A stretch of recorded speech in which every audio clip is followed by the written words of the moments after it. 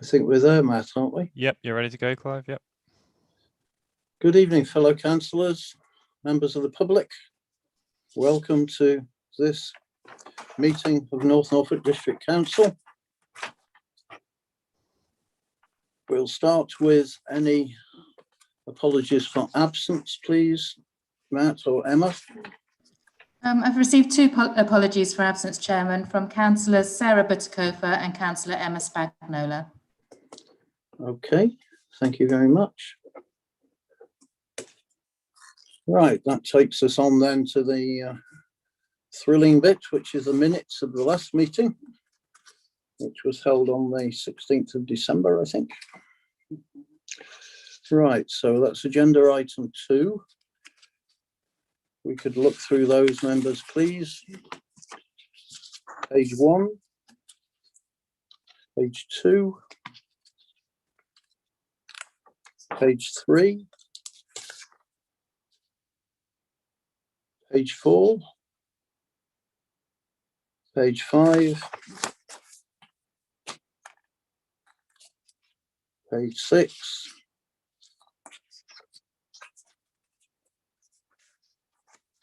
page 7,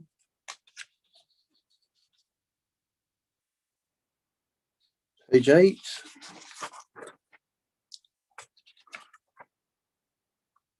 page 9, page 10, page 11, and the final page, you'll be pleased to know, page 12. Is everybody happy with the minutes? And can I have a seconder for me to sign those as a true record, please? I move, I move approval, Chairman. Thank you.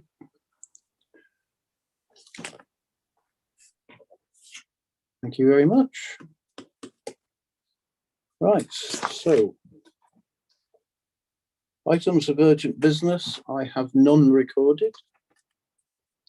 That's item 4. Takes us on to item 5, Chairman's communications. We've a lot on the agenda tonight, so I don't intend to say much. Simply to say that, as you will be aware, the Chairman's charity for the last nearly 2 years now has been Norfolk Wildlife Trust, and running at the moment are Clyde calling remote events. We had one in February, one in January, one in February, and the next one is on the 25th of March. And I would urge everybody to have a look at it. The talks have been extremely good indeed, fascinating, in fact. And it is raising a small amount of money for the Norfolk Wildlife Trust. Okay. Chairman, I think you've missed 2 items yes, on the agenda. Yes, I've just been reminded that that I have missed out declarations of interest, which is item 3 on the agenda. So can I ask, please, has anybody got any declaration of interest? There is the universal one, of course, that we all live in North Norfolk. So, but is there anything that anybody feels they should declare?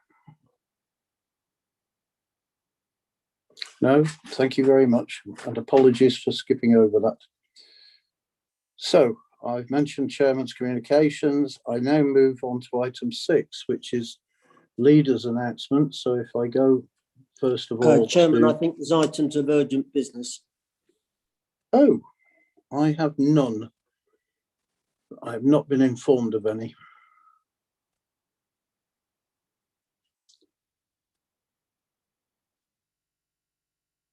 That's correct. I haven't received any, Chairman. No, that's fine. So, yeah, we have none. So that does take us on to leaders' announcements, which will be taken by Councillor Seward. Thank you, Chairman. I have no announcements to make, but I would like to ask Chief Executive Steve Blatch to provide an update to members on the COVID situation. Thank you. Thank you, Chairman. Good evening, members. The full council will appreciate that with a high and rising rates of COVID nationally over the Christmas and New Year holiday period, the government announced a third national lockdown on the 4th of January, which is to continue through until the 29th of March. In addressing the country on Monday, the 22nd of February, the Prime Minister laid out a route map to normality with a phased lifting of lockdown restrictions proposed through until June the 21st, subject to continuing low levels of infection, falling hospital admissions, and the successful rollout of the vaccination programme continuing. Here in North Norfolk, we had seen some of the lowest levels of COVID cases in the country during the first peak of the pandemic in spring of last year and throughout the summer and into the autumn. Up until the 14th of December, we had never seen more than 100 cases on any day in the rolling 7-day reporting system used by the government, and the number of deaths from COVID in the district up until that date was 65. However, from the 14th of December, cases nationally and locally rose rapidly, and on the 4th of January, North Norfolk recorded 442 cases, or a rate of 421.6 per 100,000 population, when the Norfolk rate was 505 per 100,000, and the England national rate was 680.5 per 100,000 population.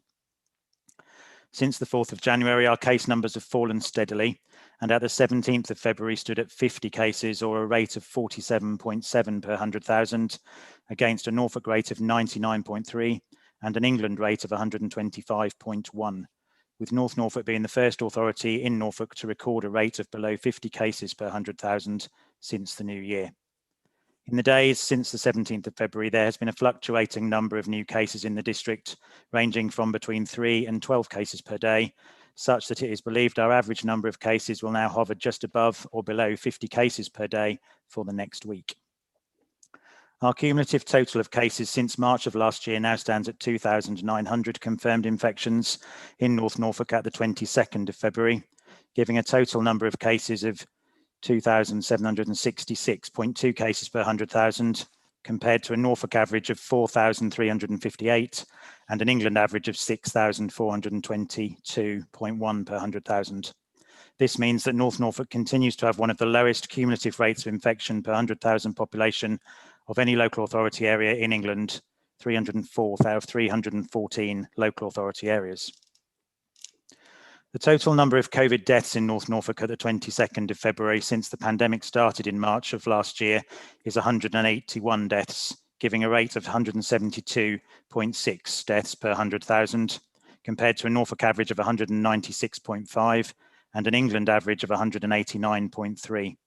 On this indicator, North Norfolk doesn't fare as well as a number of other authorities, being 190th out of the 314 local authority areas in England.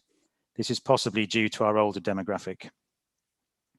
As a council, we have continued over the period since Christmas to work hard to maintain low levels of infection, supporting our businesses through the payment of government grants, people needing to self-isolate, and supporting local health partners deliver the first phases of the vaccine programme. Following the Prime Minister's statement on Monday evening of the phased lifting of lockdown restrictions over the next 4 months, we are now planning how we will deploy the council's resources to ensure that the district, its businesses, residents and communities are in as strong a position as possible to recover from the recent national lockdowns as quickly and safely as possible.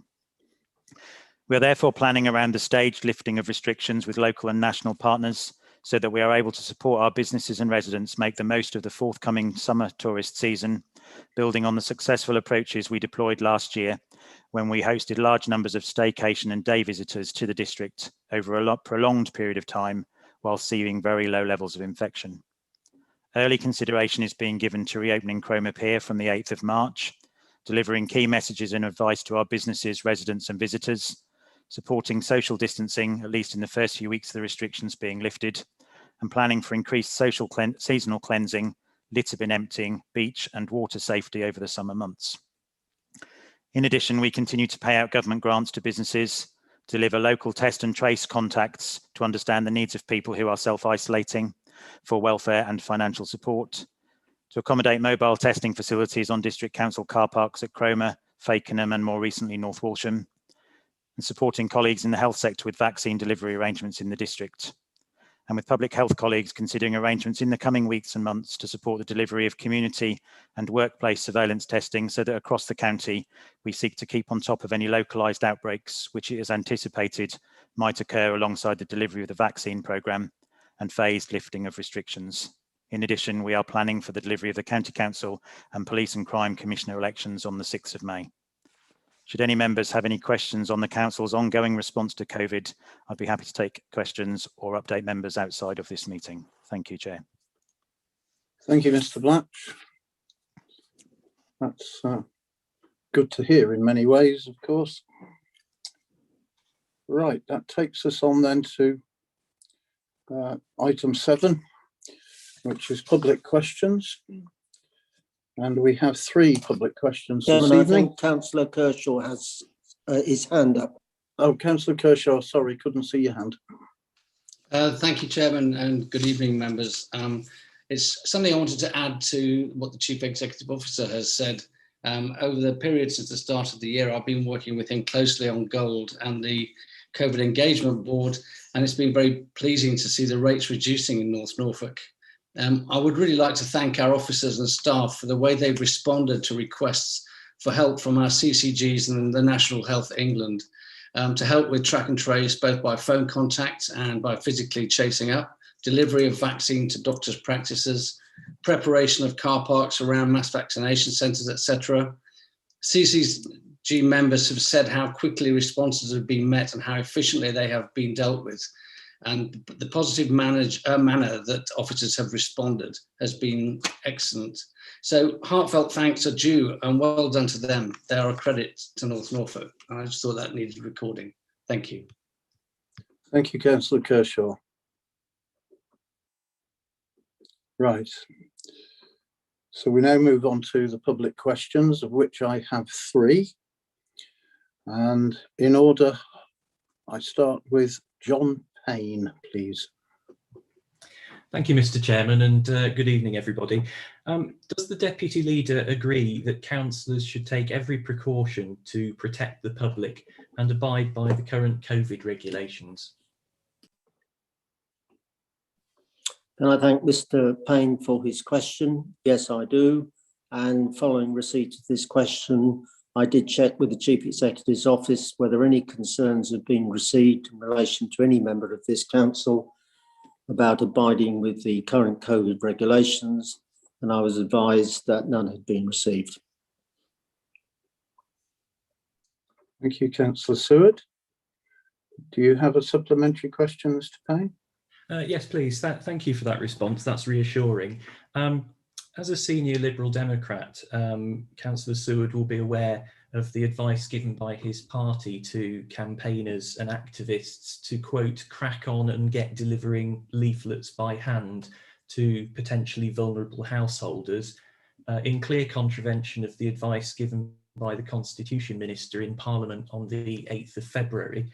Will he take this opportunity to disavow his party's stance and to affirm here tonight that all candidates and activists from all parties in North Norfolk have a duty and a responsibility to follow the rules, follow police advice and protect the public? I can assure Mr. Payne that the North Norfolk Liberal Democrats, in terms of their campaigning activities, abide by COVID regulations and the requirements of the law. Thank you, that's great. Thank you, Councillor Seward. Thank you, Mr. Payne. That takes us on to the second of the questions, which is Judy Oliver, please. Thank you, Chairman. I want to ask you, if I may, what date the internal audit report into the Cromer Tennis Hub project is expected to be published? I'll pass that on to Councillor Gay, who's portfolio holder. Councillor Gay, please.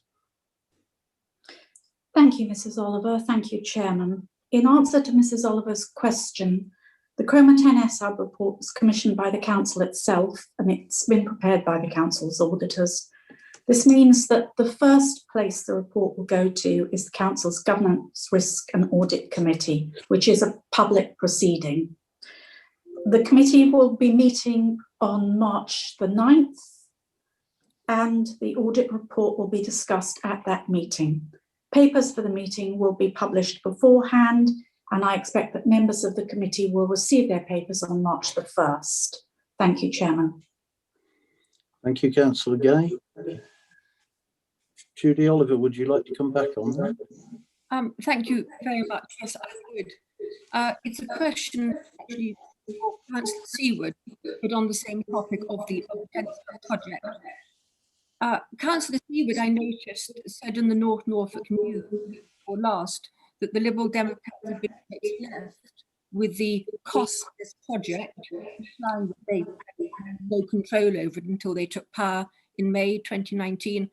I wanted to point out that since the Liberal Democrats took control of this council in November 2018, and Councillor Seward and all of his colleagues voted after the LTA funding had been withdrawn in February 2019 to proceed with this project, subject to an approved business case. And that business case was approved by Councillor Batakova, and the project moved forward, and a land transfer agreement was drawn up and signed ready for dating, if he wished to retract the statement he made to the North Norfolk News.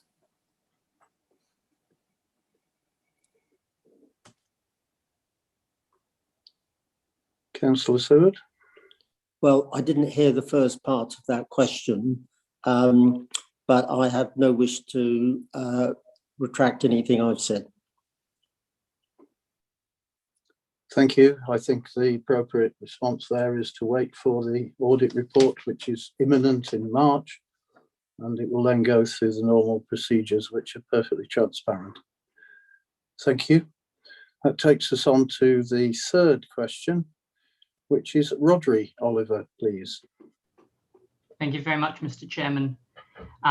Does Councillor Seward, in his capacity as portfolio holder of finance and assets, agree that every step should be taken by councillors to ensure value for money is obtained in all spending of public funds by North Norfolk District Council? Yes, I do. And the reason why we'll be having the budget debate later in relation to not proposing any increase in council tax, maintaining services, continuing with our investment programme, is precisely because this administration takes very seriously value for money. Mr. Oliver, would you like to come back? Thank you, Chairman. And I thank Councillor Seward for his answer there. Clearly, Councillor Seward will agree that councillors are accountable for their actions, both individually and collectively, and that they should answer to the public for their actions. Of particular note was the monitoring officer's report covering the period 1920 that was published last year. In light of his answer, can he explain how he sought to protect the taxpayer and ensure value for money through his involvement in the procurement of the capability review in 2019? Specifically, how he obtained value for money by not seeking multiple quotes for the work, by failing to complete the contract, and by supporting the award of that contract to a contact of a then cabinet member, Karen Ward, in breach of the council's constitution. In terms of the awarding of that particular contract, the advice we received from officers that the process that was followed was a proper, legal and legitimate process. Thank you. Those are the three public questions which were registered. So I will now move on to item 8, which is appointments to committees, subcommittees, working parties and panels. And I'll start, please, with Councillor Seward.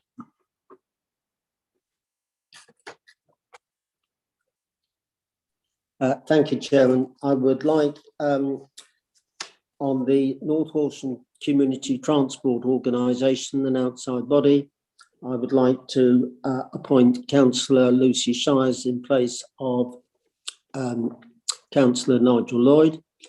On the Planning Policy and Heritage Working Party, I would like to appoint Councillor Richard Kershaw in place of Councillor Tim Adams. And I have one further one in regards to the Broads Authority, or the Broads Futures Initiative, I believe. And I'd like to, we need a substitute, and I appoint Councillor Adam Varley. Thank you. Thank you, Councillor Seward. Can I now have Councillor Cushing, please? Do you have any comments? No, not this evening. Thank you, Mr. Chairman. Thank you. Councillor Rest. Thank you, Chairman. No, we are content. Thank you. Fine. So those appointments conclude item 8, which takes us on to item 9, which is the appointment of the monitoring officer. And if I could hand over to the Chief Executive, Mr. Blatch, for that one, please. Thank you, Chairman. The report is in front of members this evening. The Council's monitoring officer since September 2016 has recently resigned from the authority, so there is a need for the Council under Section 5 of the Local Government and Housing Act 1989 to confirm the appointment of a successor monitoring officer. The recommendation before you is that Cara Jordan, Assistant Director for Finance, Assets and Legal, is appointed as the Council's monitoring officer on a permanent basis and with immediate effect. The recommendation is before you. Many thanks. Thank you. Any questions or comments from members, please? Can I formally move that recommendation, please, Chairman? Thank you. Can I have a seconder, please? Councillor Kershaw. Thank you. So if we can then take the recommendation to the vote, the Council appoints Cara Jordan, Assistant Director for Finance, Assets and Legal, as the Council's monitoring officer on a permanent basis. You will now see in front of you the polling device.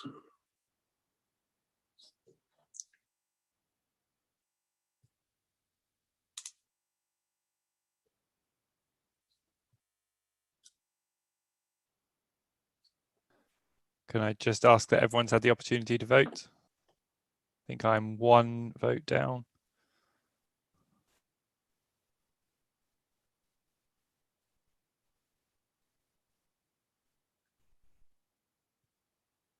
Okay, so we have 36 in favour and 1 against. Right, thank you, Matt. So that is passed. Thank you. That takes us on then to item 10, which is to receive an update from the Chief Executive, Mr. Blatch, on management restructuring.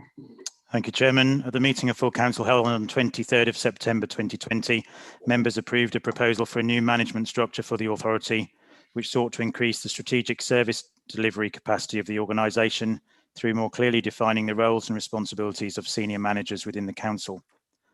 Despite the focus of the authority in recent weeks being on the COVID response through 2 national lockdowns, good progress has been made in moving forward the process of internal recruitment into the new management structure. Given the importance to the district and the council's corporate plan ambitions on climate change, provision of housing for local people, development of a sustainable economy, and a desire to improve customer and stakeholder satisfaction with the planning and development management process and service, no internal appointment has been made into the position of Director of Place and Climate Change. And now that the Prime Minister has detailed the roadmap for coming out of the current national lockdown situation, it is proposed to move forward with advertising and recruitment into this important role for the authority.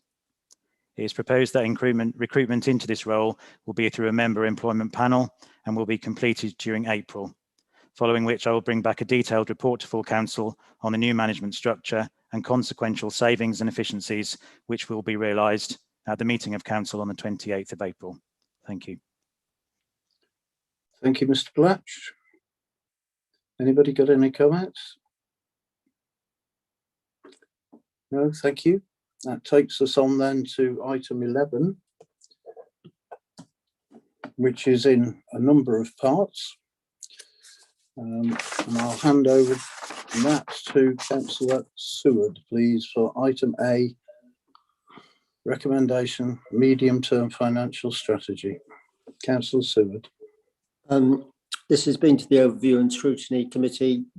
What the recommendation is there is before you. I move the recommendation, Chair. Do I have a seconder?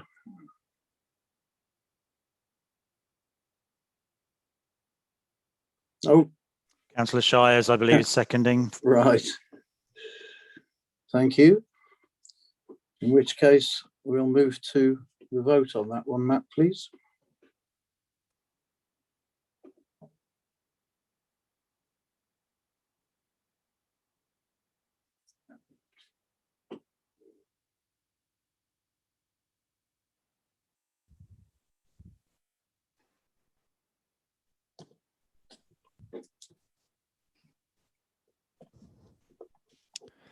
Okay, can I just ask that everyone's had the opportunity to vote?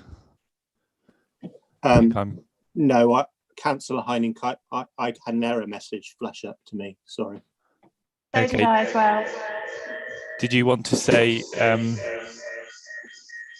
I vote for. Liz, did you want to verbally add your vote there if it won't work? Vote for.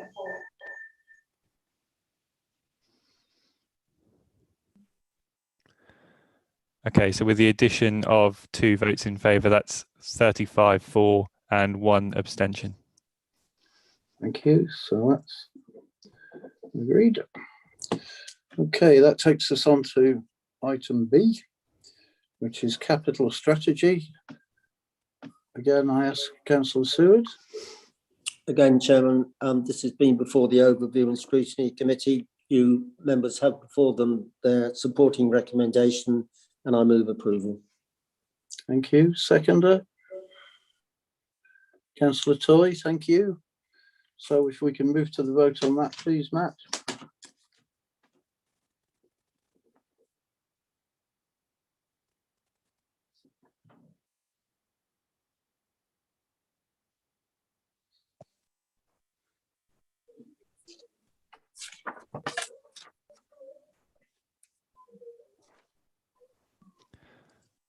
Okay, if everyone's had an opportunity to vote. Excuse me, Chairman. Sorry, I also again had an error message there, Councillor Heining, but I'm for. Apologies, Colin. It doesn't seem to like your iPad for some reason. Okay, so with that additional vote in favour, that's 35 in favour and 1 abstention. Thank you. So overleaf now. We have the agenda item C there, which is investment strategy. Again, Chairman, this has been before the Overview and Scrutiny Committee. Members have before them a supporting recommendation. I move approval.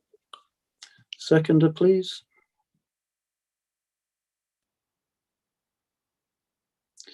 Councillor Heinrich, thank you. Over to you, Matt, for the vote, please.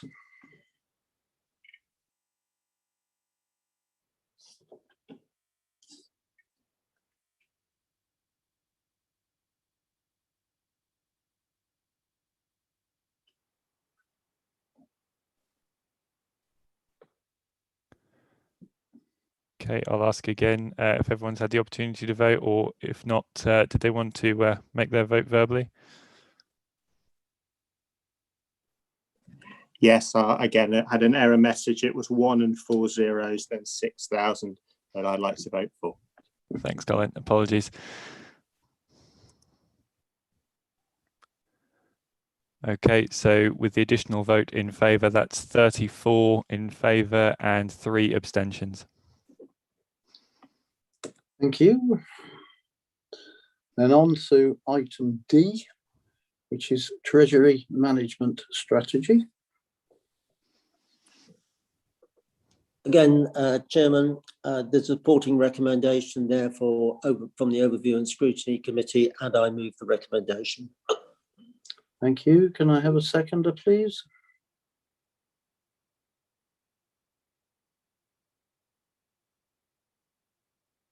Oh, Councillor Toy. Thank you. Over to you, Matt, for the vote, please.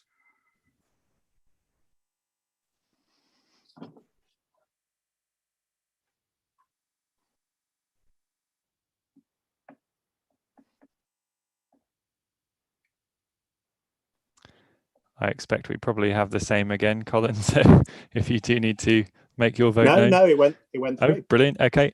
If everyone else had the opportunity. So that's 33 in favour and 3 abstentions. Thank you. Right, that takes us to the agenda item E, which is North Norfolk Council Tax Hardship Fund. And there are 3 recommendations here, 1, 2 and 3, which I propose to take on block if we can.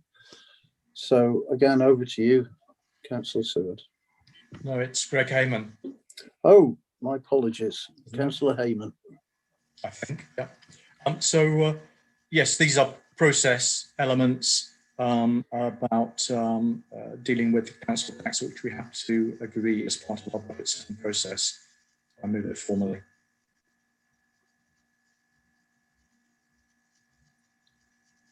So councillor Hayman, you're recommending these? Yeah. Can I have a seconder then, please? Councillor Penfold is seconded. Councillor Penfold, thank you. Right, to the vote then, please, for these items on block.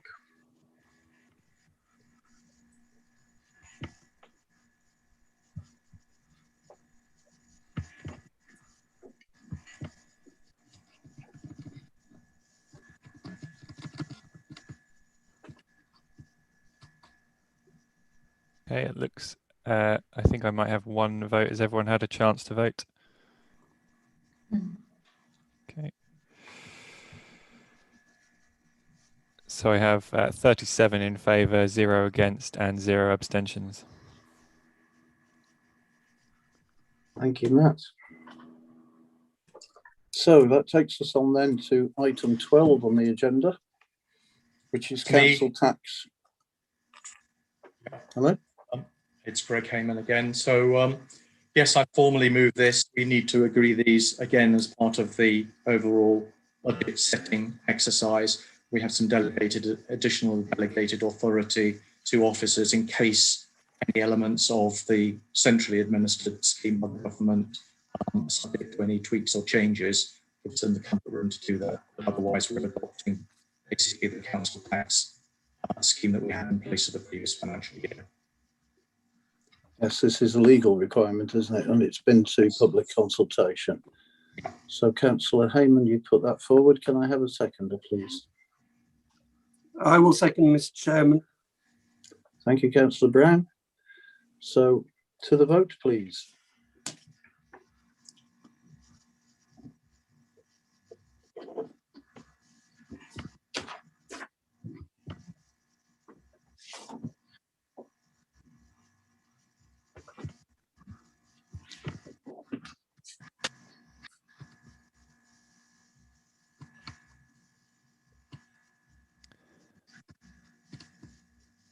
Okay, I'll just ask if everyone's had the opportunity to vote. See anyone waving their hands at me? So that's 36 in favour, 0 against and 0 abstentions. Thank you.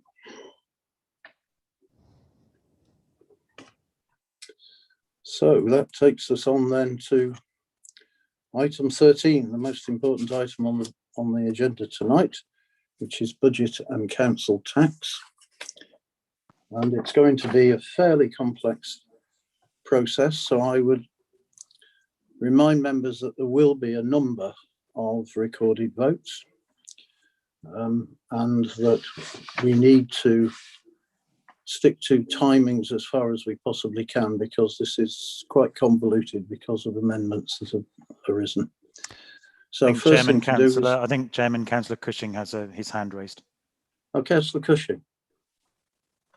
Thank you, Mr. Chairman. Before we go into these rather complicated procedures, I'd just like to put out a clarification on something. We've been all asked to make sure that we have the standard North Norfolk logo behind us. I noticed certainly Councillor Hayman doesn't have that.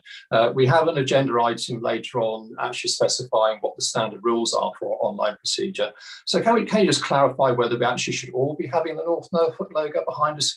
And why not if some councillors aren't doing it? Who would like to answer that? I'm aware that some councillors have had problems because of their Councillor particular Hayman obviously doesn't have a circumstances. problem because he's managed to put Councillor one up. Kershaw, you've got your hand up, would you? Thank you. Yeah, it does not work on my MacBook. It just tears and I can't be seen. I think that happens for other members. We have reported this to Democratic Services, and hopefully a background will be resolved, which isn't as big as this one, which is 6.3 megabytes. So that's my reason. I'd be interested to know what Councillor Hayman's reason is, if that's okay. Councillor Hayman.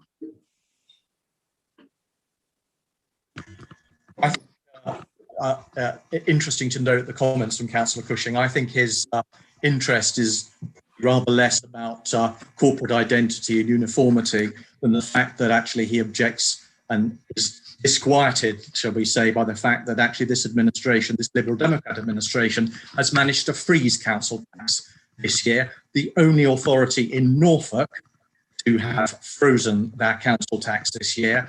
If we look at the county council, which is, sorry, I'm being. I just want, all I want to know is why hand you cannot actually have. We're getting off the behind. The point was the corporate identity. Councillor Pearce, you have a very nice aeroplane behind you. What's I have tried to put my corporate background on, and I've this evening sent a request to Emma Denny to give me some advice.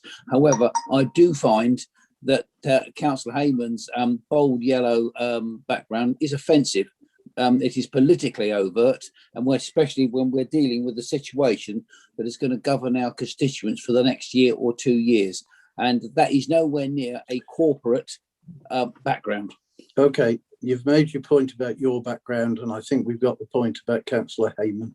The question from Councillor Cushing was, are we all supposed to have it? Well, that was the original idea, but I know, as Richard Kershaw has said, there have been serious problems. It takes an enormous amount of memory, and it doesn't work in some circumstances. So we'll have to have another look at it, which I think is in train. So if we can leave that at that point, please.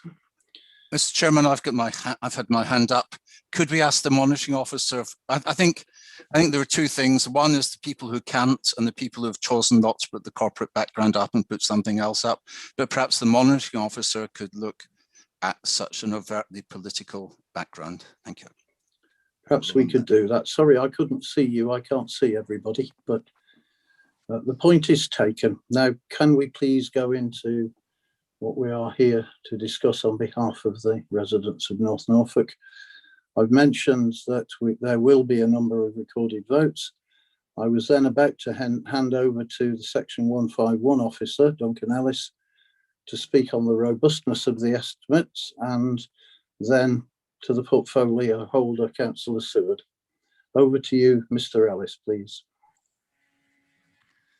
Thank you, Chairman, and good evening, members. For the purposes of the live stream, my name is Duncan Ellis. I'm the Director for Resources and the Council's Section 151 officer. So ahead of making the decisions this evening in relation to the council tax setting, as your Chief Finance Officer, I'm required to report on the council's robustness of the estimates, which have been made for the purposes of calculating the council tax and also the adequacy of the reserves held by the council. So just in relation to the robustness of the estimates that we've used this evening, I'd like to refer members to pages 118 to 122 of the agenda. So this provides details of the process carried out in producing the budget and that's been recommended for approval this evening. It highlights a number of financial risks facing the authority, including a number which have been compounded by the ongoing COVID-19 pandemic. So it considers levels of income from a number of demand-led services, so things such as car parking and planning income on which the budget is reliant. And there can be a number of external factors that can impact on those. There is still significant uncertainty in terms of local authority funding and risks around retention of business rates, the fair funding review, the future of new homes bonus, which is currently out for consultation, and also the spending review. And there's also considerations about savings which have been built into the budget and additional income for the year, and also uncertainties around the potential impact of Brexit still. So in order to mitigate all of those risks, the estimates are put together within a robust framework which takes account of past financial performance along with current service delivery, which is aligned to the corporate plan. Just in terms of the adequacy of the reserves, I'd like to direct members to pages 122 to 123 of the agenda, which provides a commentary on the adequacy of the reserves held by the council. So that covers the council's earmarked and general reserves. So local authorities should have a clear statement on their level of reserves and the use of those reserves, and that's reflected in the Council's reserve policy framework, which is attached at Appendix B to the report. So that's pages 139 to 142. So when calculating the council tax requirement, the billing authority and precepting authorities need to have regard to the levels of reserves needed to meet future expenditure. The policy framework for reserves outlines the process for determining the minimum level of the general fund reserve, which takes into account a number of factors. So, for example, it will look at movements in pay and price inflation factors around contracts and things like that. It will look at sensitivity around interest rate movements, fluctuations in demand-led services, failure to achieve savings and additional income, and also emergencies and unknown events. So following the assessment that's been undertaken, I'm recommending that the minimum level of the general fund reserve for the coming year is increased from 1.9 million to 2.1 million.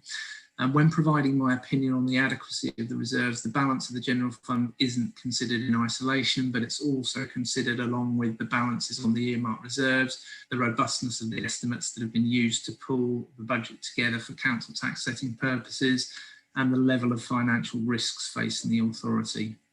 So in conclusion, it's my opinion as your Chief Finance Officer that the overall level of reserves held remains adequate in the short to medium term, and that the budget for 21-22 has been produced within a robust framework. Thank you, Chair. Thank you, Officer Ellis. I can now move on, please, to the portfolio holder, Councillor Seward, to propose the budget and the budget amendments as you have. Thank you, Chairman, and good evening, members. This is the third budget report that I've had to bring before this council. I should like to begin by thanking officers for their time and support in preparing it.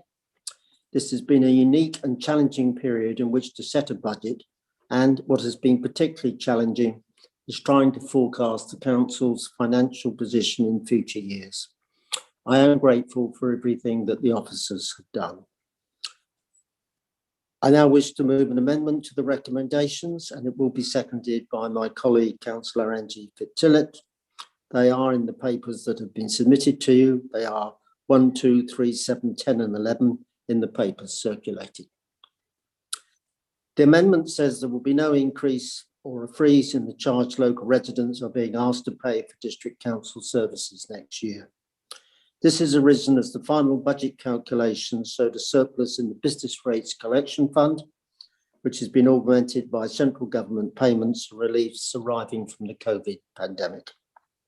The Cabinet is of the view that part of this surplus should be used to help our residents by not increasing the council tax that this council charges them. For many households, the pandemic has hit them hard financially, and I believe this council should be doing what it can not to increase the financial burdens they are facing. This council, I expect, will be one of the few councils in England not to increase council tax this year, and that reflects how well our finances are being managed. We also continue to have one of the lowest council tax precepts amongst English district councils, with some 80% having a higher council tax precept than North Norfolk. Apart from no increase in council tax, there will be no reductions in the services provided by the district council, or to put it more simply, no cuts in services. This is important given that the district council itself provides just over 60% of essential local government services. There will also be no increases on most of our fees and charges. Car park charges will remain the same, helping to encourage visitors back to the district once the area is able to reopen its vital tourist and hospitality economy. The council will continue to work on delivering its priorities for improving services and facilities in the district. It includes a new leisure centre to open in Sheringham in August and within budget. Rollout of a £1.4 million programme to support more affordable homes. Continuation of our tree planting scheme to plant 110,000 trees by 2023, under the Council's Green Agenda, which is supported by a £300,000 budget and by our 2 newly appointed environment officers. Seafront chalet improvements in Cromer and Sheringham with a budget of £101,000. Implementation of the £3 million North Walsham Town Heritage Action Zone Regeneration Scheme to revitalise the town centre. More temporary housing accommodation being attained by the council for residents in high housing need, with 11 properties bought or being purchased to date. This is projected to save the council £180,000 in a full year by no longer using more expensive bed and breakfast accommodation and providing a better form of housing for homeless residents. The information and advice budget doubled with an extra £70,000 provided to support residents who are vulnerable and or in need of advice and support in the current challenging environment. It is a budget which currently funds the local CAB service, and the increase will help to fill the gap caused by the Conservative-run County Council no longer funding the vital social prescribing advice and support service in North Norfolk. Continuation of our toilet refurbishment programme. It now includes temporary toilets at the Weybourne car park. Proposals will also be brought forward to refurbish the toilets at the Leeds Sheringham with up-to-date facilities for disabled persons. These initiatives are being supported by a fit-for-purpose management structure going forward. This structure is expected to be cost neutral. I now wish, if I may, specifically to turn to Cromer Pier. The appendix on the Council's capital programme shows significant expenditure on refurbishment works. The Council does this because the pier is central to our tourism officer, or it is, to quote, our jewel in the crown, which attracts so many visitors to North Norfolk. There have been recent articles in the local press about the pier, which could be interpreted as suggesting that the council could be wishing to change the way it funds, owns and operates the pier. I wish to make it clear the council administration has no plans to do this. The council administration remains very appreciative of businesses operating at the pier, particularly given the challenging times they are going through. No changes are planned. I now move on to the financial challenges faced by the council in the future years. At the outset, I have to say that with the pandemic adding to the challenges that were already being faced, financial forecasting has, I would suggest, become a bit of a lottery. 12 months ago, the council was forecasting a deficit of £1.8 million. 12 months later, the council has ended up with a surplus of £744,000. In previous reports, I have spoken in some detail about the problems the council faces in knowing what levels of central government support the council can expect in future years so that it can better plan its finances and the services it delivers. I do not intend to go through them again, other than to say that I welcome the Overview and Scrutiny Committee's recommendation that the council must continue to lobby the government on this issue. As a council, we appreciate the thanks we have received from government ministers for the work we have done to address the challenges posed by the pandemic. It included a personal telephone call from a minister to the chief executive, thanking the council for its high performance in getting government grants out to local business. In return, I would like to ask that the government gives priority to removing the uncertainties faced by councils over future funding support. There is, however, one further development which is adding to the financial challenges faced by this, and I have no doubt other councils. The government has now placed restrictions on councils developing commercial activities to boost income and thus protecting services and keeping down council tax by not allowing them to borrow money from the Public Works Loans Board for this purpose, with its advantageous lending rates. Overnight, this has This has curbed the council's plans to invest in commercial projects to improve its income stream. I would suggest a disappointing outcome. In looking at the council's financial position moving forward, the projected deficits are largely due to forecast reductions in central government funding to the council. Officers, quite rightly, have taken a cautious approach given the uncertainties involved. I do not expect the reduction in government support to be as great as is forecast, but as a financially prudent council, we have to have plans in place should the council find itself facing a worse scenario situation. Hence, there are recommendations to transfer £550,000 to reserves to better protect the council's financial position and also help the delivery of our priorities for improving services and facilities. A programme to ensure that the council's resources are effectively meeting the council's corporate priorities will start in the summer with a zero-based budgeting exercise. Also, fees and charges will be reviewed to ensure that there is a full cost recovery.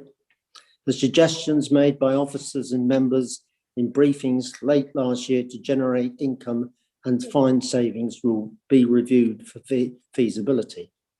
And departments will be asked to assess the impact of a 10% funding reduction in part of the 22-23 budget process. This shows that planning is in hand to find savings to meet future deficits should this be required, and which does it in a way that, as far as possible, protects frontline services. This council has a good track record in delivering savings, and the programme that is just ending has delivered annual savings of around £744,000. It is important as a council that we efficiently use our resources, both to enable our corporate priorities to be resourced and to ensure that value for money is being provided in the services we provide to our residents.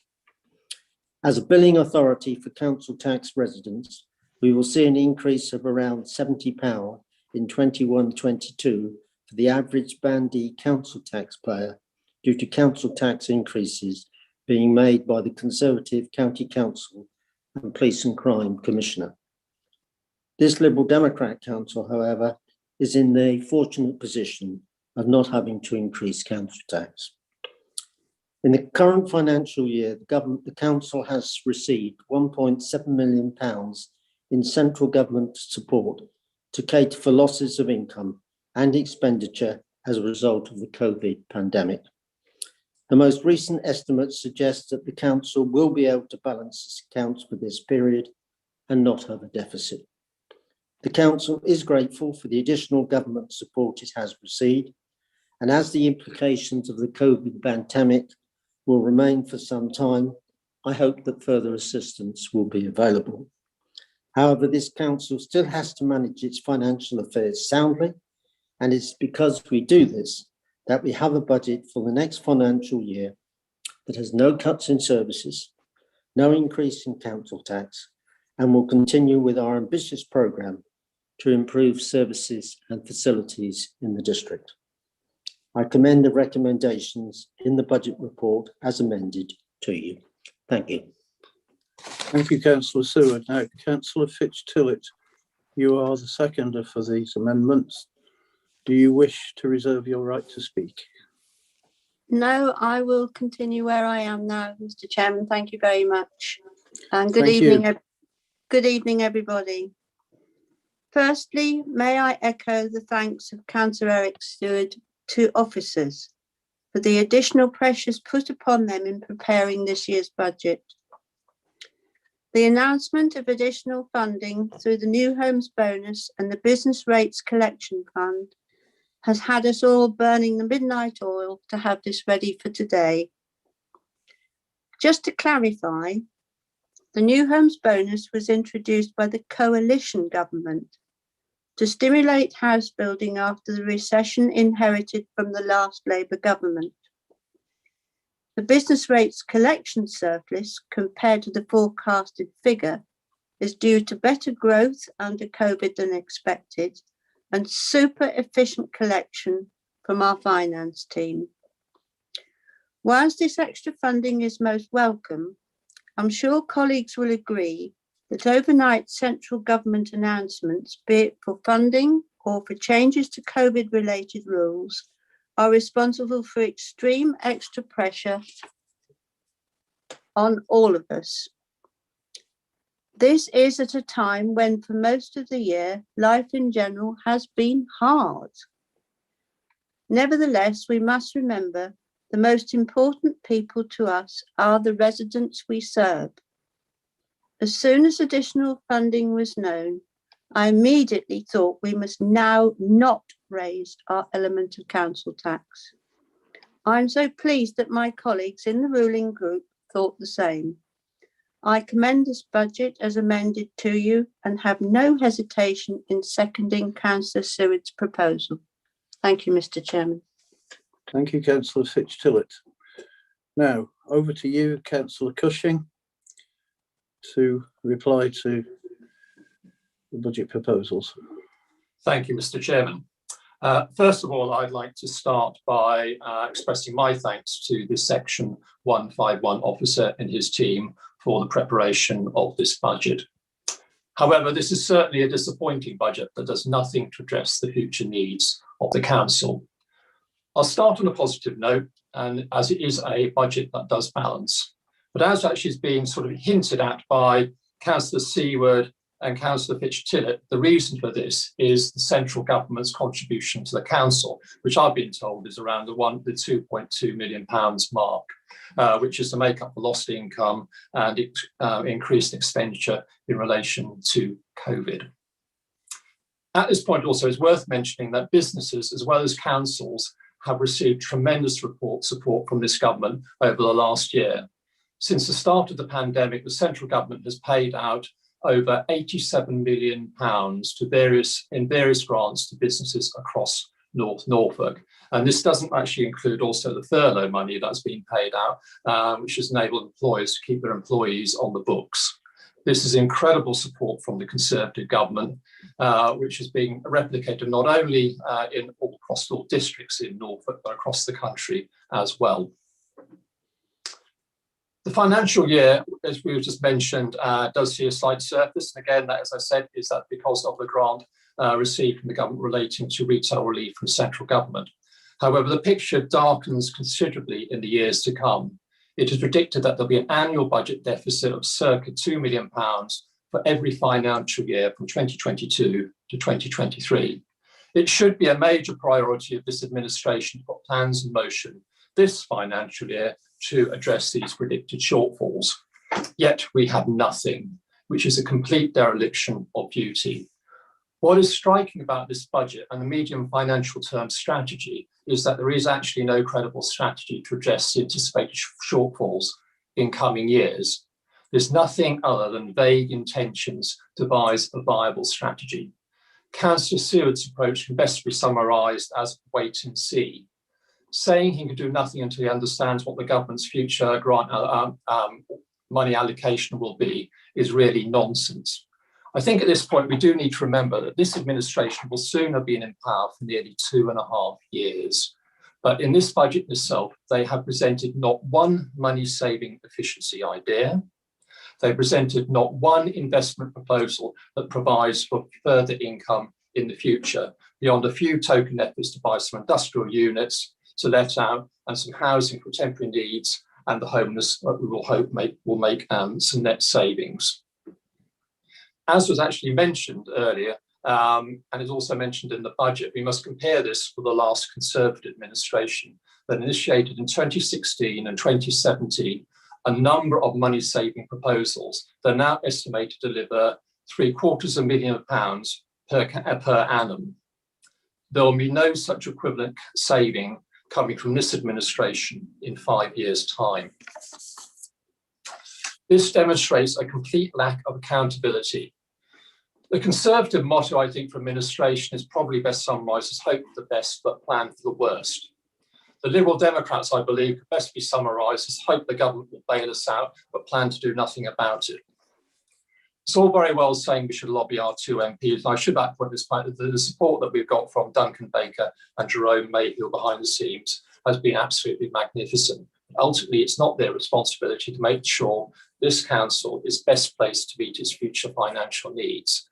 It's an abdication of responsibility by the Liberal Democrat administration to have little in train which will help address these needs. This doesn't surprise me, though, I have to say. I always see the Liberal Democrats as a party of protest, not of government. We've often seen in council motions in the last year, they're in an element putting forward critical motions. When it comes to planning for the future of North Norfolk, they're like startled rabbits in the headlights. They're going to be able to provide any strategic direction or inspiration. Now, of course, at this point, I was expecting to talk about the council tax and the rise in council tax. And indeed, the last month we had on the 1st of February, Councillor Seward and the Cabinet happily improving the rise at their Cabinet meeting. On the 10th of February, Councillor Seward also happily commended the rise to the overruled scrutiny meeting. And indeed, all councillors received in our first agenda the proposed rise in there. However, on the 19th of February, the administration suddenly changed their minds. Well, you can imagine my surprise when I sort of read the news release online, Councillor Seward sounding like a Conservative, saying that the proposed freeze would help residents. Well, of course, the council tax freeze does help residents, and we in the Conservative Party certainly would support that. But I believe our thanks on this issue must go to Duncan Baker for raising this important issue in Parliament on the 10th of February. Indeed, he seems to have prompted one of the fastest U-turns in political history. Our group would have been equally scathing tonight had the Liberal Democrat administration pushed this through. And contrary to Councillor Haven and Councillor Seward's view, we are absolutely delighted that they are proposing to freeze the council tax. Now, I would say this is not Councillor Seward's normal tune that he sings in these meetings. Indeed, in 6 years running during the last Conservative administration, he opposed a freeze on council tax. He happily proposed a council tax last year. I would say this to Councillor Seward now that he's seen the Conservative light with regard to district council tax increases, I call on him also to abandon any proposed increases outlined in the future years from 2022 to 2023 and the 2 years after that. When it comes to balancing book, it's clear that savings should have been made last year. And one of the things we do look at is really, we have to bring out, I think it's been mentioned as part of restructure, is the £500,000 wasted on the ill-founded and wasteful restructure. Had that money not been spent, that could certainly have funded the freeze in council tax this year and also actually the council tax next year. Conservative group have consistently argued against this shameful waste of money. And for Councillor Seward to manage saying this is cost neutral, well, I think I, along with many other members of residents of North Norfolk, are going to wonder how adding 3 senior director roles is actually going to help the council managers and contain its staff costs.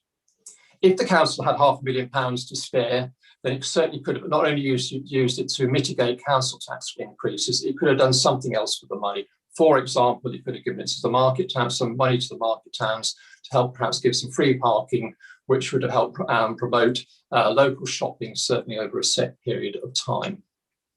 In summary, Mr. Chairman, I have to say this is a do-nothing budget from a good-for-nothing administration. It's abdicated its responsibility to prepare the council for future potential shortfalls. It has been fixated on a restructure at a time when the focus should have been on how it can help businesses get back on its feet to recover from this dreadful pandemic. It's a disappointing budget with a lack of any strategic ideas. It is clear the council intend to hike the council tax in future years and hope the government will bail them out. There is one bright note though to mention. We're nearly halfway through this administration. We will continue as a group to hold this administration to account and prepare for the election of the Conservative administration in 2023, when I expect the blue political tide to roll across North Norfolk as it did in the last general election. Thank you. Thank you, Councillor Cushing. I now move on to Councillor Rest.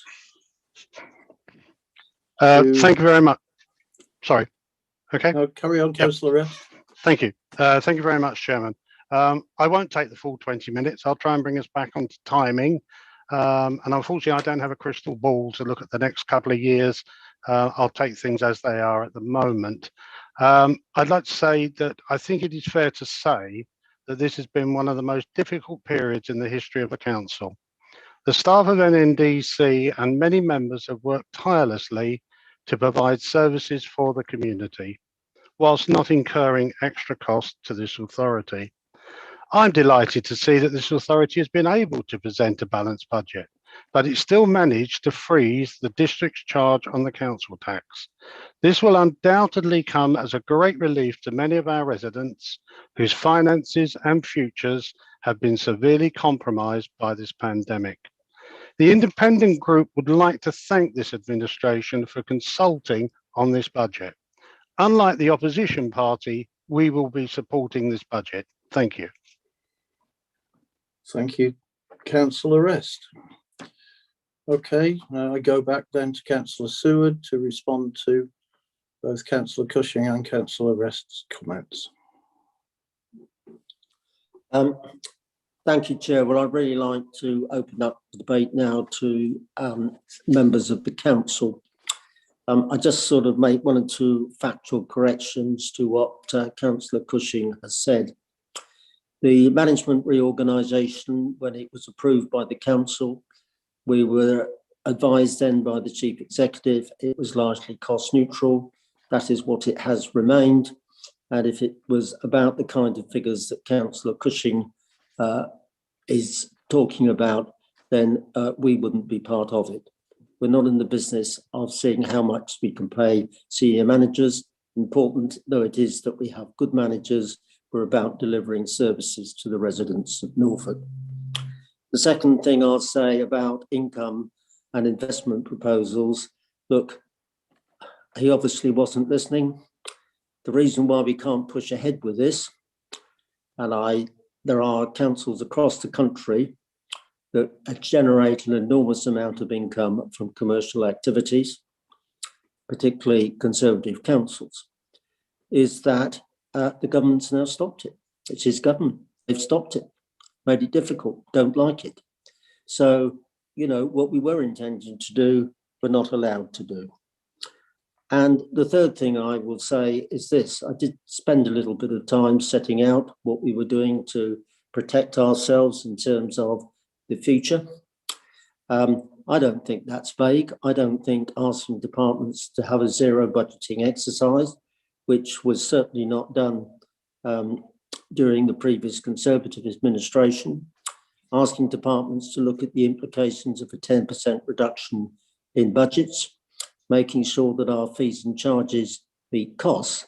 I don't think that's vague. That's real action to try and find savings. And of course, I was here during the Conservative administration. Councillor Cushing wasn't. Can I say that the reason why the Liberal Democrat opposition group at that time voted against the budget was not that we opposed the freezing of council tax. The reason why council tax was frozen during most of that period was that the coalition government at the time gave a financial inducement or subsidy to councils not to increase council tax. It was taken but the last year of the then Liberal Democrat administration in 2011 and was also taken by the subsequent Conservative administration up, I believe, until the time when it ended in 2017. So I didn't oppose at that time budgets on the basis of freezing council tax. I was here. I know what we did. Councillor Cushing wasn't. On that note, Chairman, I'll end. Thank you, Councillor Seward. Now, Councillor Cushing, Councillor Rest, you have the right to come back briefly, please. Thank you, Mr. Chairman. I'll just make I'll just say a few points there in terms of that. I come to the restructure. We've gone from a very flat structure. I know we're recycling debates from last time, and I don't intend to sort of recycle all of that. But the fact is, we're adding in a lot of additional extra directors and assistant directors into the council structure. That must come with a far greater cost than the flatter structure that was left there by the Conservative administration. So I don't really buy the it'll be cost neutral. And I suspect most residents in North Norfolk won't be doing that either. It's interesting to say you're talking about the government restrictions, and it's actually curtailing the ideas. What ideas? We've been here for nearly 2.5 years. I haven't heard one idea that this administration's putting forward in order to generate some more income. So there's now sitting holding up your hands saying, well, all our plans are ruined. Well, we don't know what the plans are other than a vague list of pulled from a workshop last November, some of which certainly don't stack up, and one of which I believe was a Liberal Democrat idea for a tourist tax in North Norfolk, which I'm pleased to say is actually illegal. I'm sure the local economy and the businesses rely on the tourist trade would be appalled to think that this Liberal Democrat administration would be quite happy to layer a tourist tax, which I'm sure will put off people coming up to North Norfolk in droves. So again, I just don't buy that. And it's idea that Liberal Democrats, you're a party of the left, you're a party of tax and spend. We're a party of the right. We believe that money is better left in people's pockets, and obviously you only spend what you need in order to keep services going, and certainly we endorse that. But this idea that you're not happy to take tax tax where you can, that just doesn't always stack up. And I do find it it does look to me a real coincidence that suddenly, as we come up to a county council election, suddenly you have a Damascus-like conversion to the principle of lower council tax. Again, I think voters will be somewhat sceptical of that. But having said that, freezing council tax, low taxation is something my party has always endorsed, so we are happy to support that. Thank you, Mr. Chairman. Thank you, Councillor Cushing. Councillor Rest, do you want to come back briefly? Thank you, Chairman. Very briefly, for obvious reasons, I'm not going to make any comments about the previous Conservative administration and the way things were run. Thank you. Thank you, Councillor Rest. Now, I'm now going to open this up to debate on the amendments. So can I ask, please, for members to come in? I believe we had Councillor Shaw first. Thank you, Matt. Thank you for the history lesson, Councillor Seward and Councillor Cushing. I greatly enjoyed learning about what was here before. Yesterday, I had the privilege to attend the all-party parliamentary group for district councils. It was very interesting to listen to lots of people, a lot of which were Conservative by name, and I recognised them. So it was interesting to see Councillor Cushing's perspective and the perspective of the district council colleagues. The Institute of Fiscal Studies presented quite a good overview of the impact on COVID on local councils, and I just wanted to bring some of the details to members today, because there were some things that even I wouldn't have been aware of. The average district council has unachieved efficiency savings of 0.6 million. That's directly due to COVID. 10 to 20% of the COVID costs are not funded by the government.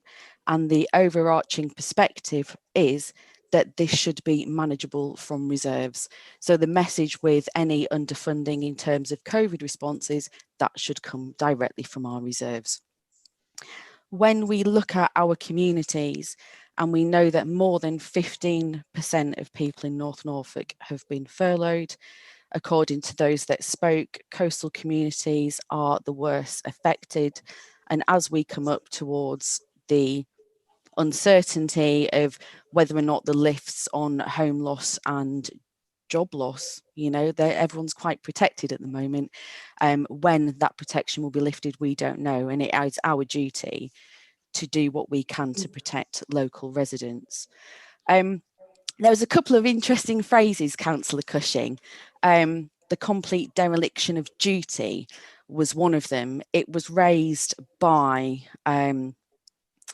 at the meeting yesterday that to have no medium-term financial plan for the funding of district councils was not the way we want to go. And as you would put it, that to have no medium-term financial plan is a complete dereliction of duty. So that was quite an interesting point, and I hadn't thought about that before you raised it. And finally, moving on to your sounding like a Conservative and proposing to freeze council tax. I sit here and I have learned what colleagues around Norfolk have done, and I don't believe that any of the Conservative administrations in Norfolk have proposed to freeze council tax. So we can't be sounding that much like the Conservatives if we're not proposing to do it. The other thing that I'm slightly confused about is the Conservative government are encouraging local taxation to fill budget gaps.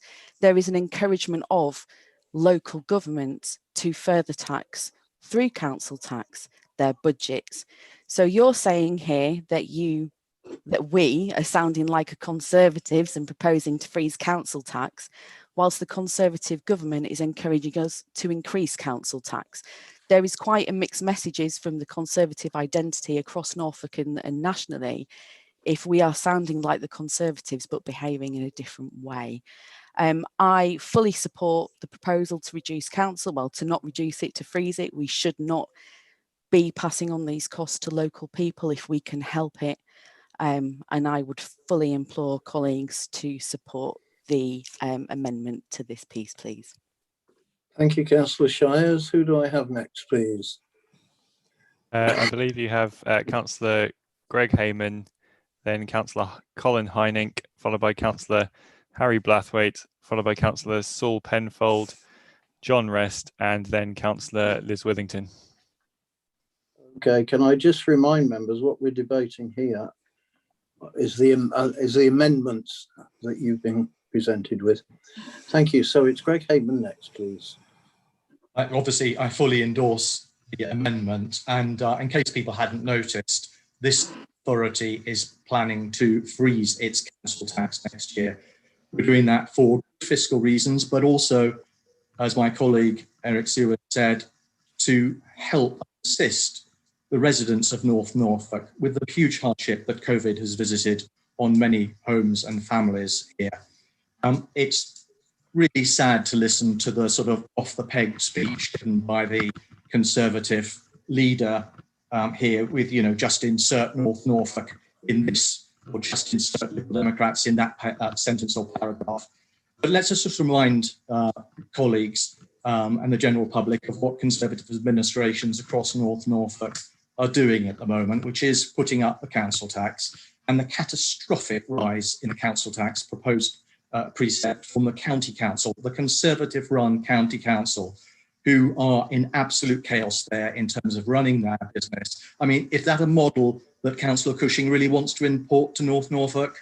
Well, I think that you've been laid quite clearly his proposals for us, which would be chaos, cuts, council tax rises, which is chaos, council tax rises and cuts. That's the new Conservative Party for you, but they're not the Conservative Party of old. Decent Conservatives of old have left the Conservative Party. They've joined the Independents, they've joined the Liberal Democrats, or they're just in the wilderness. We now see a far-right group that have taken over the Conservative Party, and their model for local government is a complete disaster. We have also made savings. We've cancelled some of the catastrophic vanity projects, which were hugely expensive and massively badly run in North Norfolk. Let's just remind people of that, unless they forget.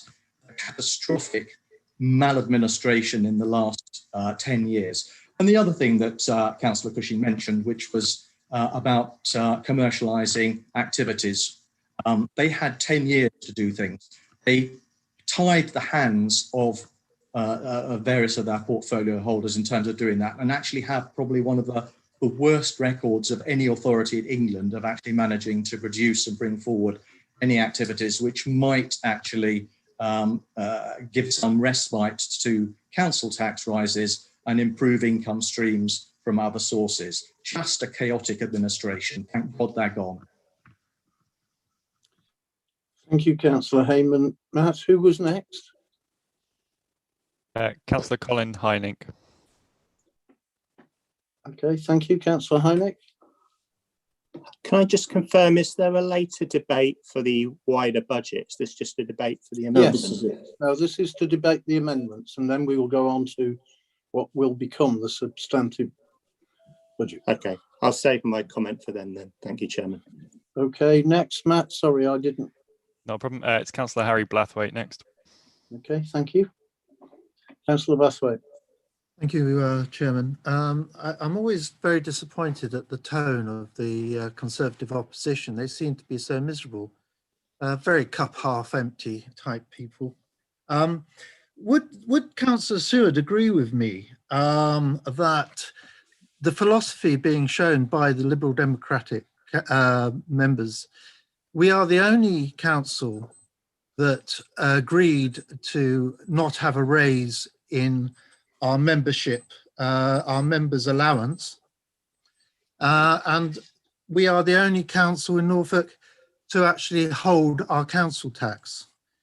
And does this show philosophy of good housekeeping? And do you think, out of all the councils in Norfolk, that we would be the only one applauded by, if she was still alive, Mrs. Thatcher, who always liked good housekeeping? Thank you. Councillor Seward, do you want to quickly answer that? No. Okay, thank you. Who was next, Matt? Councillor Saul Penfold. Councillor Penfold. Thank you, Matt, and thank you, Mr. Chairman. I have to say I'm really quite surprised by Councillor Cushing's performance this evening. And if I may be so bold as to quote his own dear leader back at him, he really is being a bit of a gloomster. I'd like to congratulate our officers and Councillor Seward for the fantastic work they've done, the hard work they've put in really difficult circumstances, in turning out a balanced and robust budget.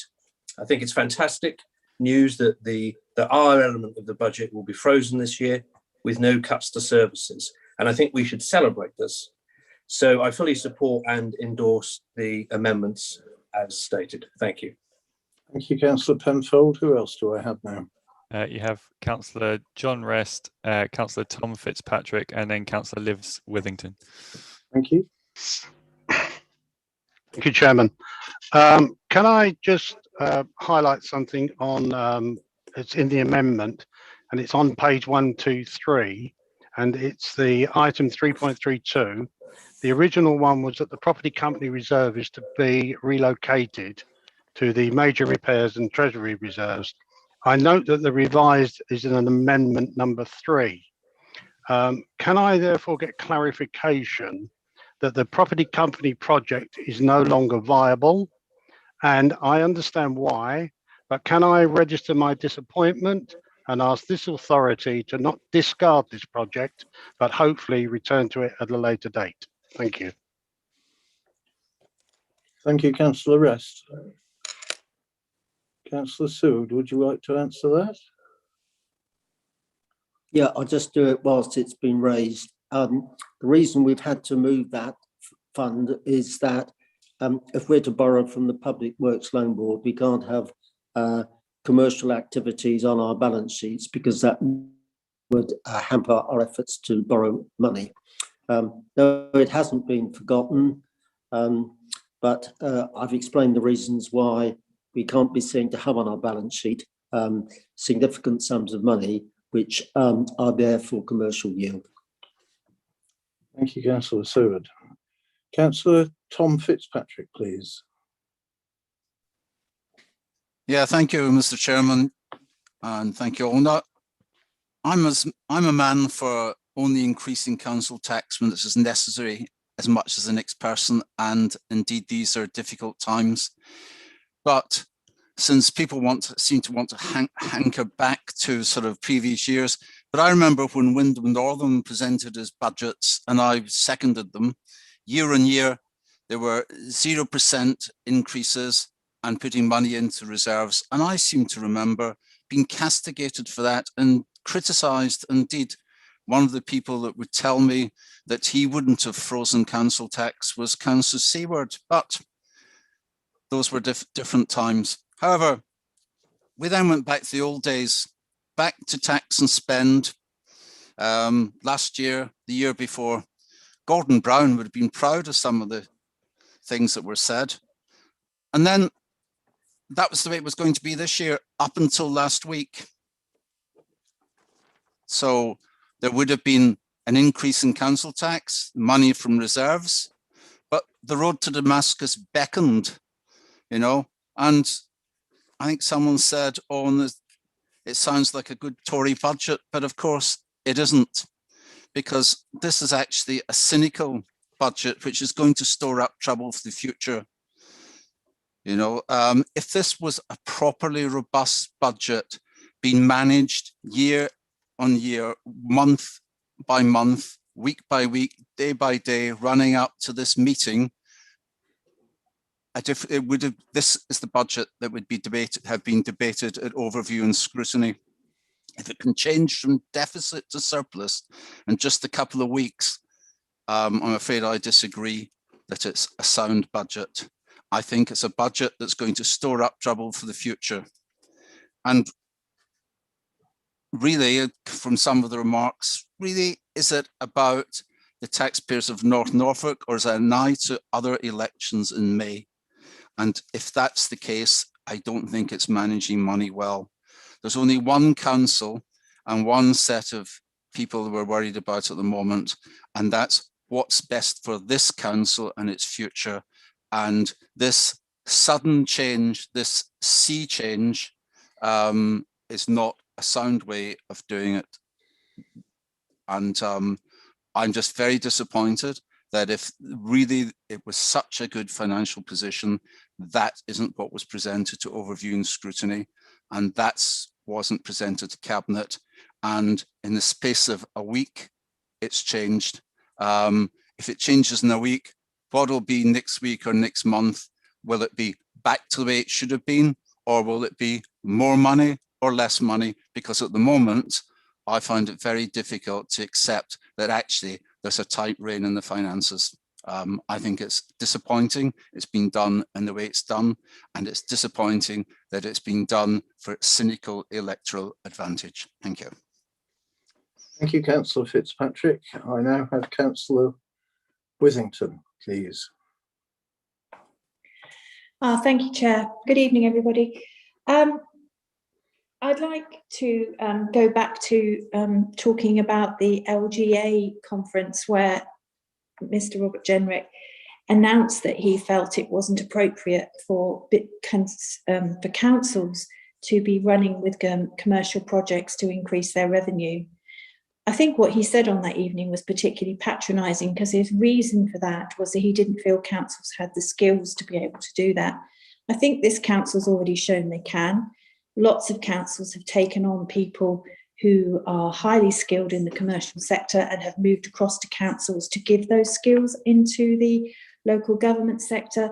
So to strike it out because we're not capable or competent, I think is a hugely patronising comment, and is actually going to have long-reaching effects on council's ability to move forward and provide the level of service that we're increasingly having to provide, because it's not being provided from on high. And that's moving down through, right down through to parish and town councils. So it's hugely disappointing that that has had to come out of our budget. But equally, I'm very pleased that despite core spending being reduced by 1.5% to 2% across most councils, and the government expecting through 80% of what they call their 2.2 billion increase to council spending, but expecting it to actually come from council precepts, I think it's amazing what our officers and our portfolio holder and departments have done, working across together to bring in a budget that doesn't require council tax increase when it has been an unprecedented year. I don't think anyone could have predicted that we would be in this position 12 months ago.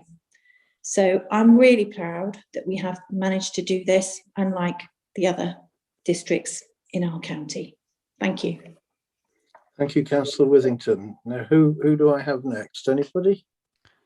I see no further hands raised at this point. Right, thank you. Councillor Fitch-Tillett, you said you didn't want to speak. You could finish off if you wanted to here. No, only just to say how disappointed I am at the atmosphere in certain quarters. This council never used to be like this. I've been here now for 18 years.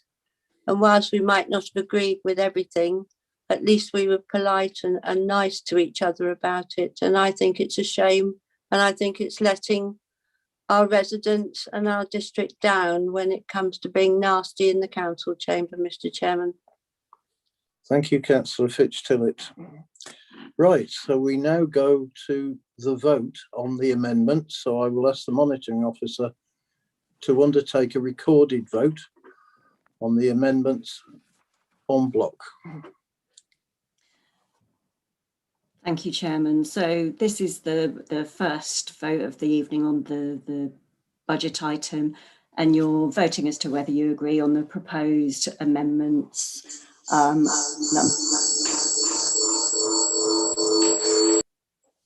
Numbers 1, 2, 3 and 7, and I'm taking a recorded vote en bloc.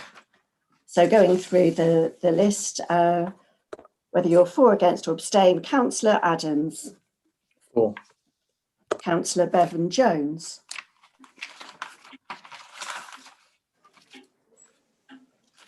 Councillor Bevan-Jones, you're muted. Couldn't hear you. Sorry. For. Thank you. Thank you. Councillor Birch. For. Councillor Blathwaite. For. Councillor Brown. For. Councillor Pierre Butikofer.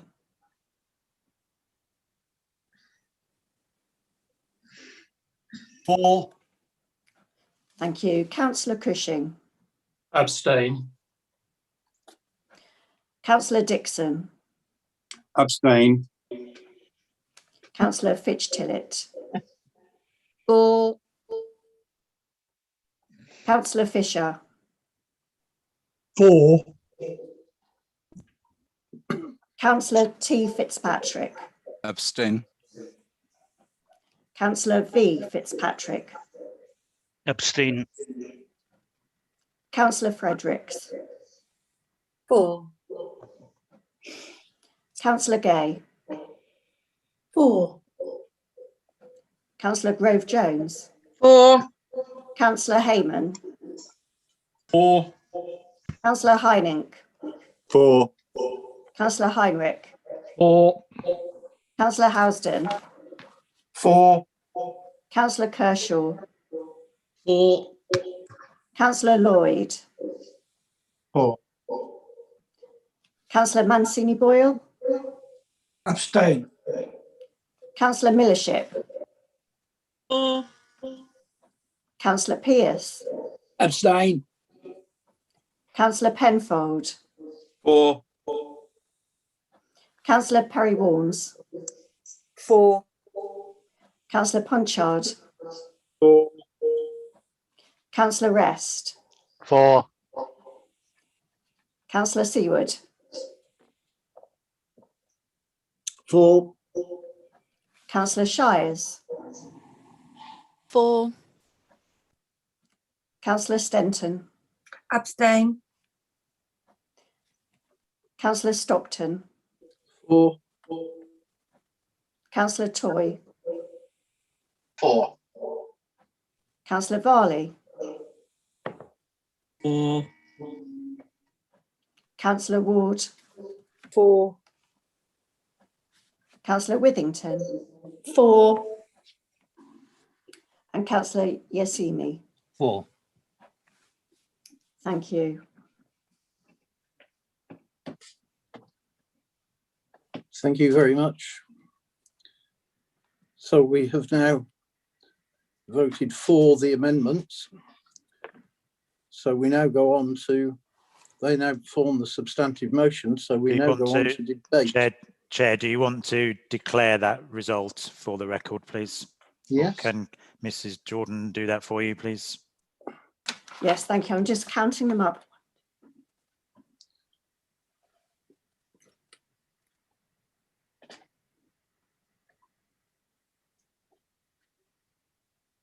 I have 34 and 7 abstain. Yeah, I agree with the numbers. Thank you, Chairman. Thank you. So that now becomes the substantive motion, and we go on to debate that. Seem to go around in circles, but this is the way that it needs to be done. I asked for a seconder for the substantive motion. Can I have a seconder, please? Councillor Seward, do you wish to reserve the right to speak? Yes, I'll just come in at the end. Thank you. Chairman, I think, do we have a proposer for the substantive motion? I assume that would be Councillor Seward.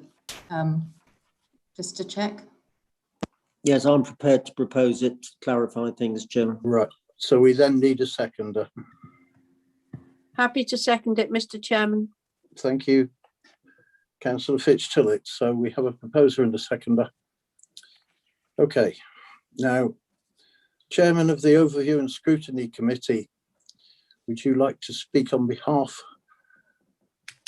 of the committee? Thank you, Mr. Chairman. We have a legal duty to set a balanced budget. So my thanks go to the finance officers and Councillor Seward for that. I suspect Councillor Seward breached the COVID-19 travel ban during his conversion journey on the road to Damascus. But seriously, I'm really heartened that Councillor Seward listened to those of us arguing that a council tax increase was inappropriate, especially as so little effort had been made to find efficiency savings or generate new income streams from visionary ideas. Because above all, our hard-pressed residents struggling with fixed and falling incomes, job losses and failing businesses deserve whatever help we can give them. However, that said, this is a disappointing wait-and-see budget with consequent missed opportunities. I want to make 3 key points to explain why it is so disappointing. Firstly, there are no tangible mention of efficiency savings. They don't involve cuts to services, nor do they demonstrate determination to reduce costs.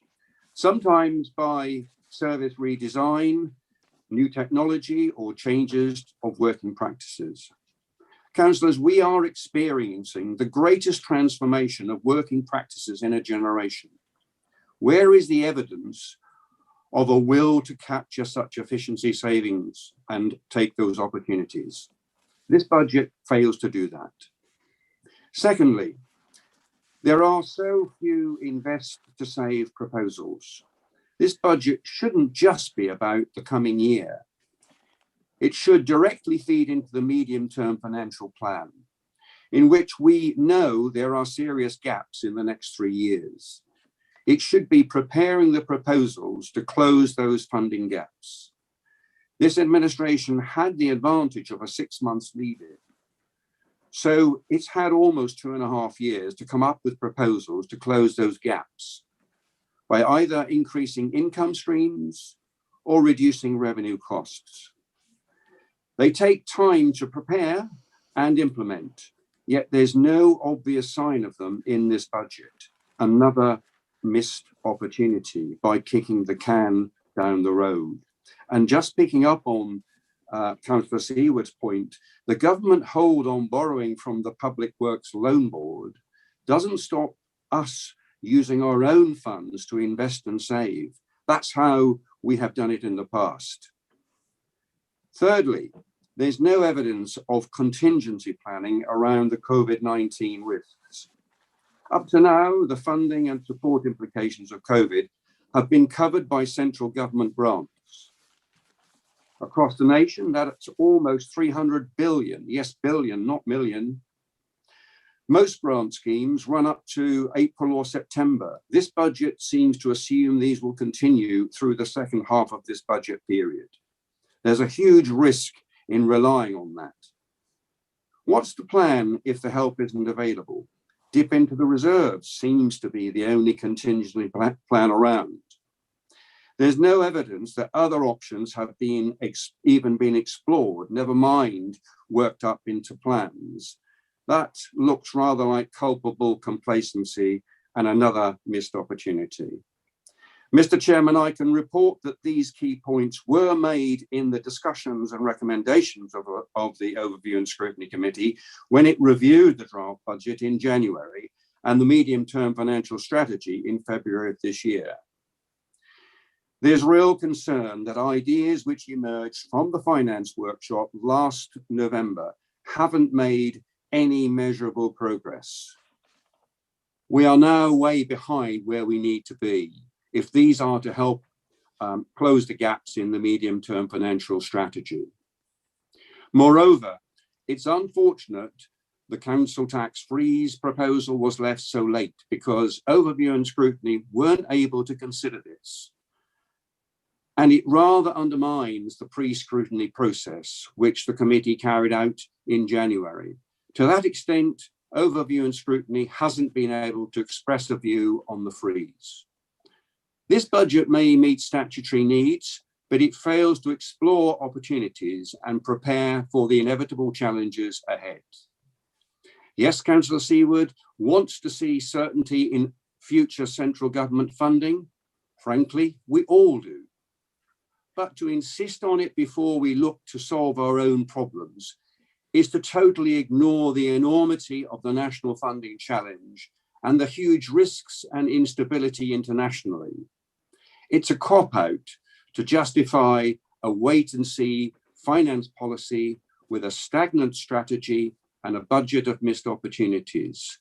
We should be prudently planning for the worst and hoping for the best. Thank you, Mr. Chairman. That concludes my submission. Thank you, Councillor Dixon. Okay, so I now open the debate up to members. Who have I got? Councillor Gay, is it? No? I see Councillor Hynink, Councillor Shires and Councillor Liz Withington. Okay, Councillor Hynink. Thank you, Chairman. I'd just like to say that I think it's a great budget for Sheringham. I particularly appreciate the capital spending allocation for chalet refurbishment, which I know will be appreciated by the tenants of those chalets. So thank you very much. Thank you, Councillor Hynink. Councillor Shires. Thank you, Mr. Chairman. I just want to mention in response to my colleague who spoke earlier, Councillor Dixon, the thing that I'm finding most insulting is the constant mention that we're not making to look savings or efficiencies, and I think it really does harm to the work that officers have done and continue to do throughout the pandemic. It was only in Standards Committee, and I'm sure Councillor Dixon will be able to recall, where one of our officers mentioned the move to digital record keeping in order to create an efficiency. So I think it's much more apparent if you actually listen to the things that officers are doing and hear the way that they're making savings in time and finances to build that picture. If what we're looking for is how can we accumulate them into all one document, that's a different conversation to have. But I don't want to neglect the fact that officers are openly saying in front of members what they're doing to make efficiencies, and I would like to continue to thank officers for their openness and for coming to us when they are making efficiencies, because we delight in them as much as they do. You know, I've already said that the average district council has lost 0.6 million in unachieved efficiencies. So when the constant question is where are the efficiencies? You know, the average council has lost a lot of money through the pandemic. The invest to save proposals, many members might know that I had a wonderful time at the APPG yesterday. I learned a lot of things. And one thing that I did learn is that we should not be looking for funding for investment to save. We should be looking for policy-driven, savings-driven and data-driven movements in what we're trying to achieve. So whilst I understand the, you know, the spend to save mantra, that isn't what we were being told we should be looking to do at the APPG yesterday. Again, thanks to the finance team for the movable feast that they've been working with and for being able to pull something together with such uncertainty. And again, referring back to yesterday, the reference to April 22 being an absolute cliff edge because of the uncertainty of funding.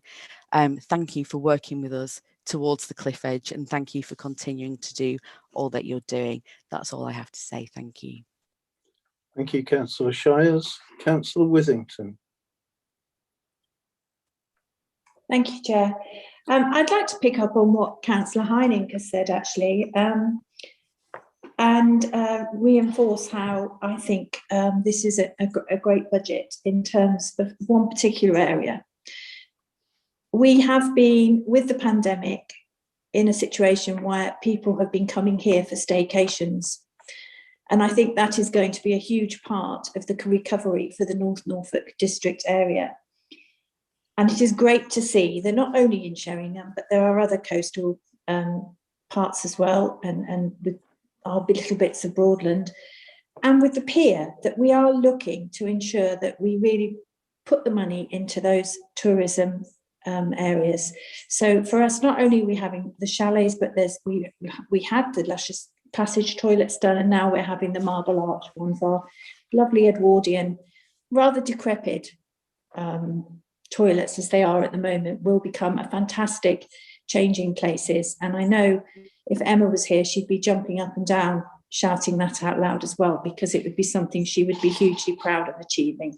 So I'm really, really proud that we are throwing money into tourism and toilets and those kind of things, because those are the things that are going to support our businesses. They're going to keep people here. They're going to get them to come back when they have a great visitor experience.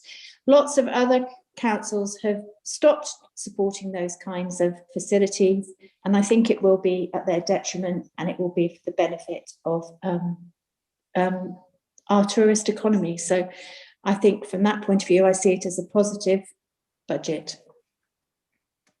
Thank you, Councillor Withington. Do I have anybody else? Councillor Nigel Lloyd. Councillor Lloyd. Thank you, Chair.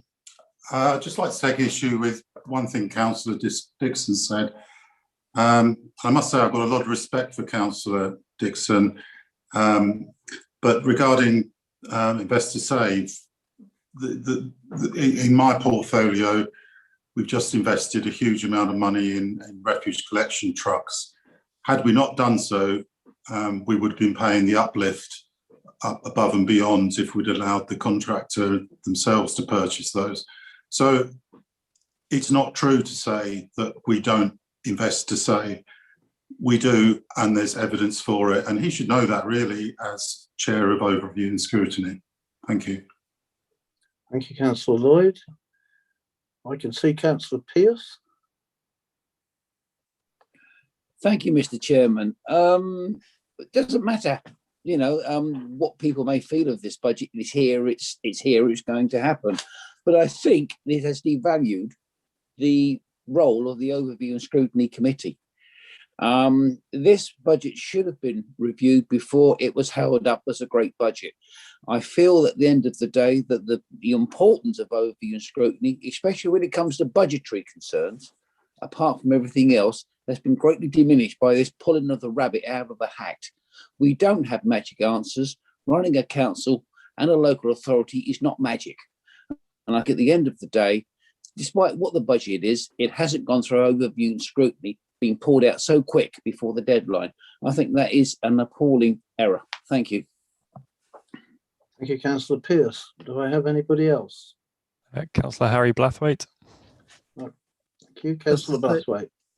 Just to say in response of that I sit on Overview and Scrutiny, and I believe that everything has been scrutinised apart from this last minute, not last minute, but this excellent freezing of the budget, and everything leading up to that has worked very well through Overview and Scrutiny.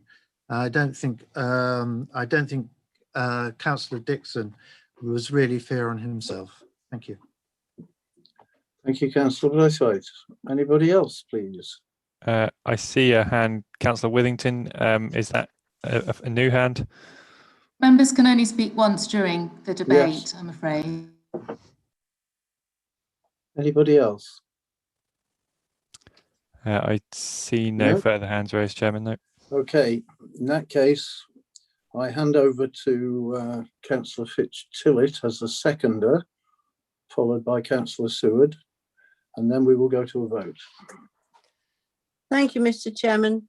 Some interesting things have come up in this debate, particularly from overview and scrutiny, Chairman. And like Harry Blathwaite, I also respect Councillor Dixon greatly. But there's a couple of things I just made a note of.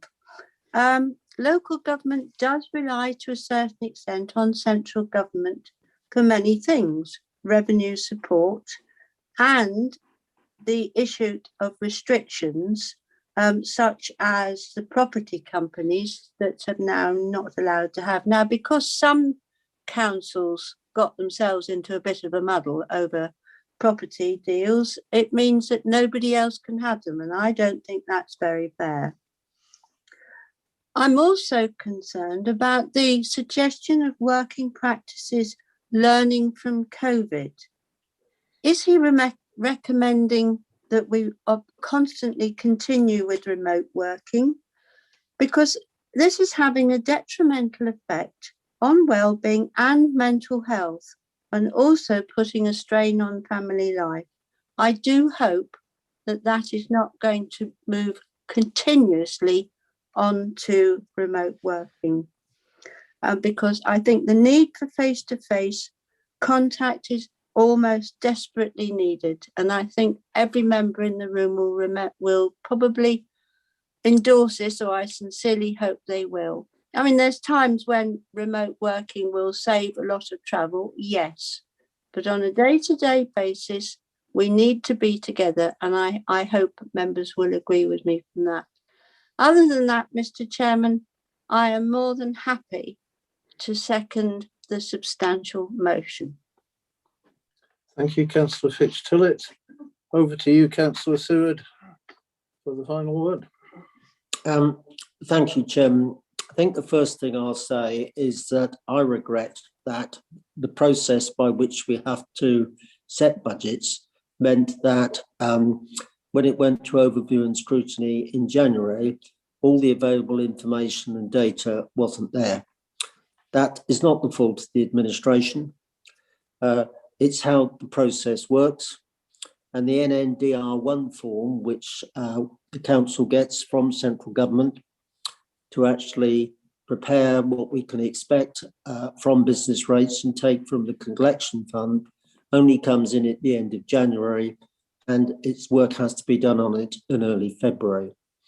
And certainly in the light of what's been said by overview and scrutiny, I think perhaps in future years, but rather more information is going to have to be given as to why council budgets sometimes have to be finalised very late in the day.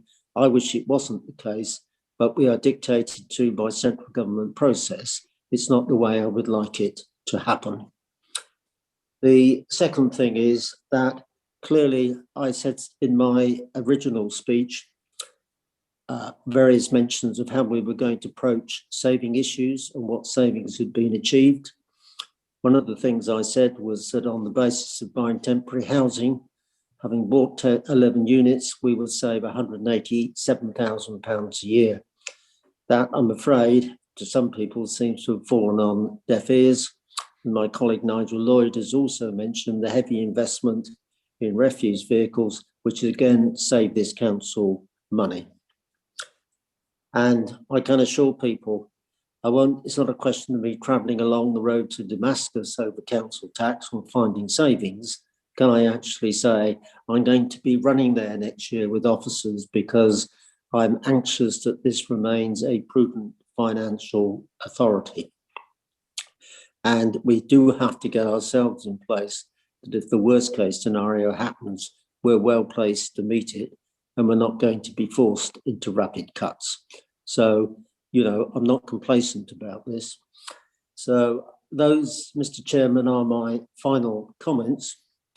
I would like to thank everybody and members for the contributions which have been made tonight, and I would commend this budget to you. Thank you, Councillor Seward. So now I'm going to go to a recorded vote taken on recommendations 1 to 8 as amended. Can I call on the monitoring officer, please, Mrs. Jordan? Thank you, Chairman. Yes, this is the second vote on item 13 on the budget. You're voting on motions 1 to 8 as amended, now being the substantive recommendations. So going through for, against or abstain, Councillor Adams. For. Councillor Bevan-Jones. For. Councillor Birch. For.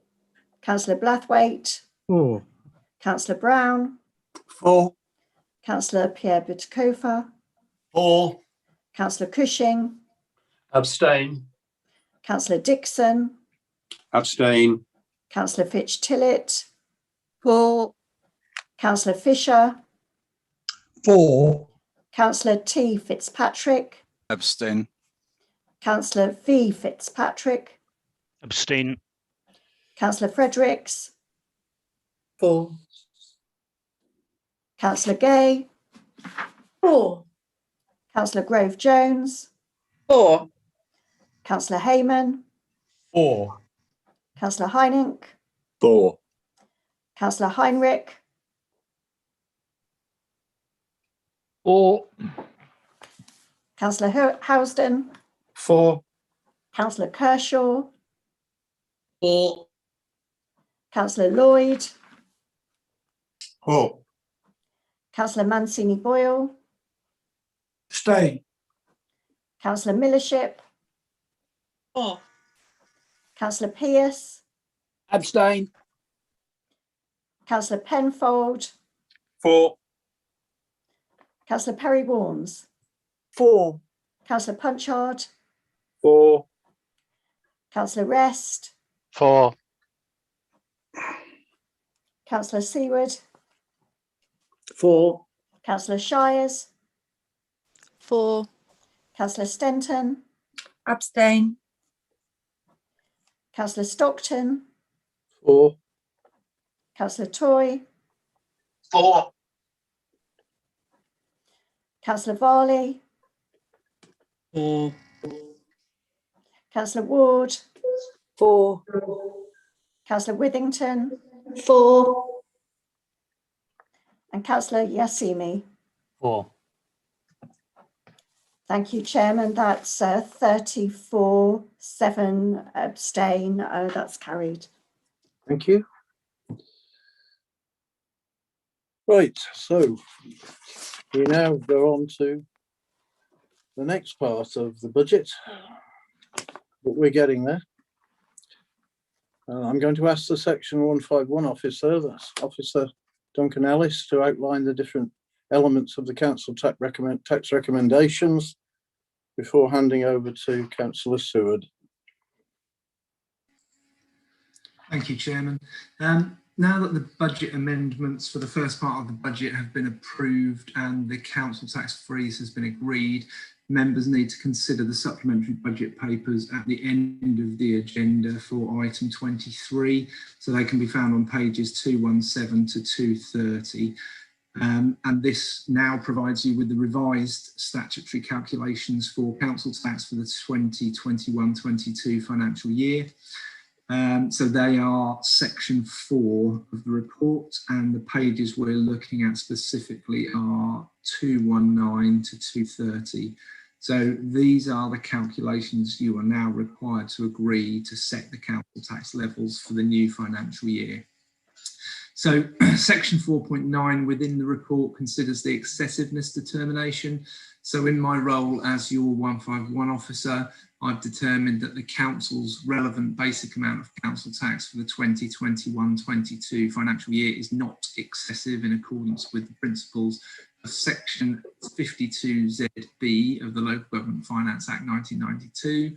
And further to this, as the billing authority, the council hasn't been notified by a major precepting authority that their relevant basic amount of council tax is excessive either. So there is no requirement for us to hold a referendum. And that's all I need to say on that section. Thank you, Chair. Thank you, Mr. Ellis. Councillor Seward. I just move the recommendations and hope we can move to the vote, Chair. Yeah, well, we have to vote twice here because we have to vote on item 9 separate from the other 2. But can I have a seconder, please, for item 9?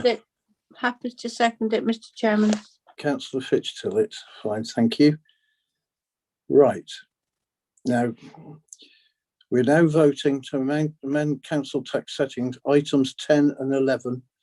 These again need to be a recorded vote, so I'm asking the monitoring officer to do that, please.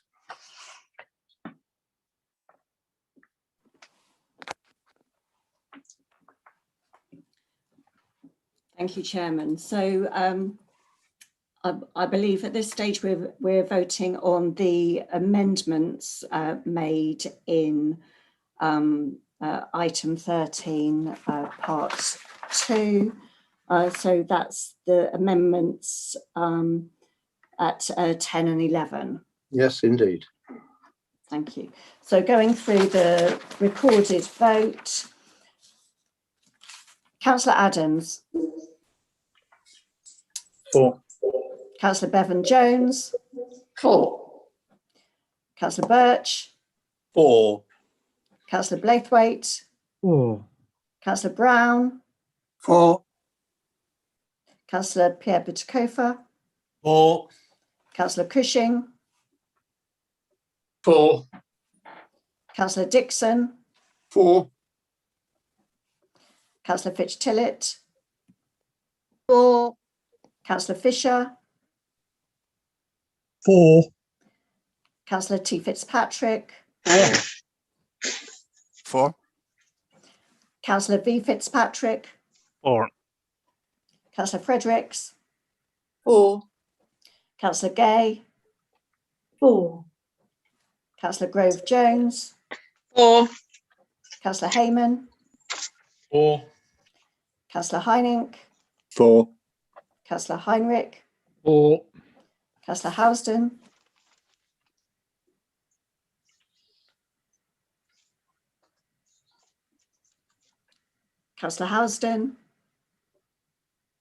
4. Thank you. Councillor Kershaw. 4. Councillor Lloyd. 4. Councillor Mancini-Boyle. 4. Councillor Millership. 4. Councillor Pearce. 4. Councillor Penfold. 4. Councillor Perry-Warnes. 4. Councillor Punchard. 4. Councillor Rest. 4. Councillor Seward. 4. Councillor Shires. 4. Councillor Stenton. 4. Councillor Stockton. 4. Councillor Toy. 4. Councillor Varley. Councillor Ward. 4. Councillor Withington. 4. Councillor Yasimi.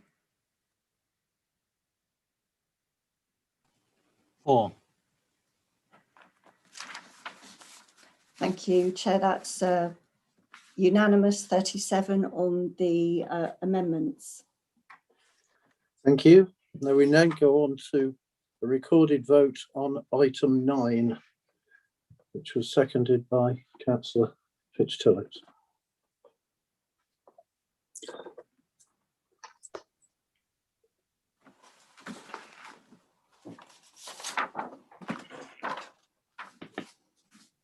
So item 9, councillor Adams. 4. Councillor Bevan Jones. 4. Councillor Birch. 4. Councillor Blathwaite. 4. Councillor Brown. 4. Councillor Butikofer. 4. Councillor Cushing. 4. Councillor Dixon. 4. Councillor Fitch-Tillett. 4. Sorry. Councillor Fisher. 4. Councillor T. Fitzpatrick. 4. Councillor V. Fitzpatrick. 4. Councillor Fredericks. 4. Councillor Gay. 4. Councillor Grove Jones. 4. Councillor Hayman.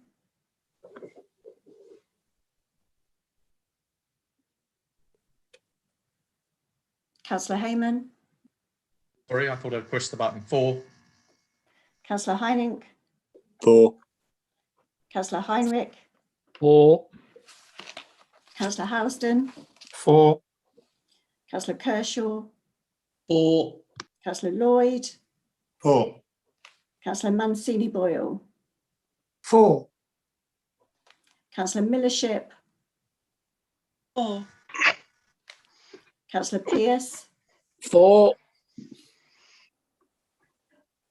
Councillor Penfold. 4. Councillor Perry Warnes. 4. Councillor Punchard. 4. Councillor Rest. 4. Councillor Seward. 4. Councillor Shires. 4. Councillor Stenton. 4. Councillor Stockton. 4. Councillor Toy. 4. Councillor Varley. 4. Councillor Ward. 4. Councillor Withington. 4. Councillor Yusimi. 4. Chairman, on item 9, that's unanimous 37, so that's carried. I'm just checking, do we need a further vote on? No, I think the that's amendment? it, Mrs. Jordan. We've covered everything Thank you. from 1 to 11. Okay.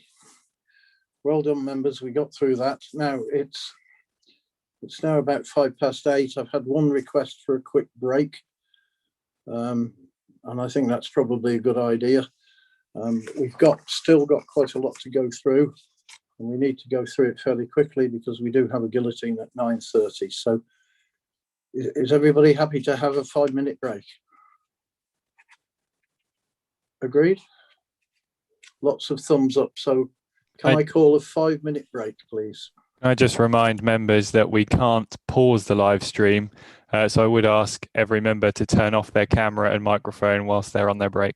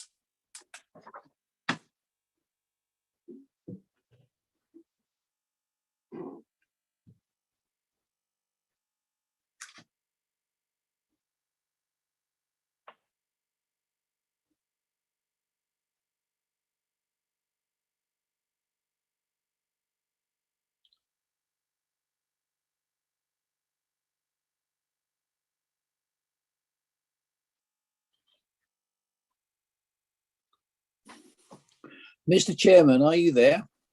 I am.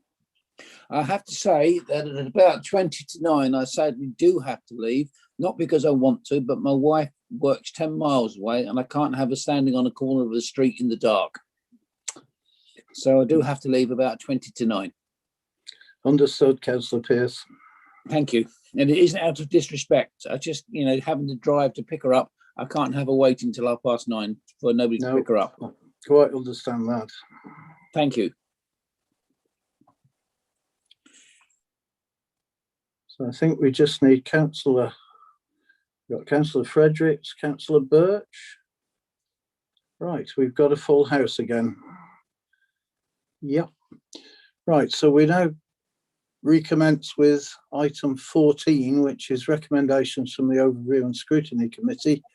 I don't think there are further recommendations unless Councillor Dixon wants to make a comment. Thank you, Mr. Chairman. No, I have nothing to add. Thank you, Councillor Dixon. On to item 15 then, which is recommendations from the Constitution Working Party. And I hand over for that to Councillor Gay. Thank you so much, Chairman. There are just some minor adjustments here which were not controversial within the meeting of the Working Party, so I shall simply move the recommendations. Thank you. Do I have a seconder? Yes, Councillor Grove-Jones. So can we go to the vote, please?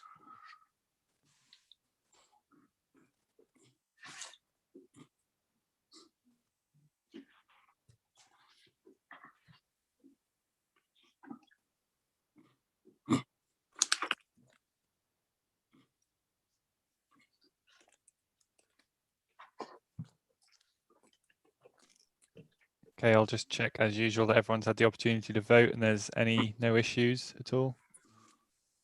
Don't see anyone raising a hand there. So that's 36 in favour, no abstentions, none against. Okay, thank you very much, Matt. Okay, so that's 14, 15.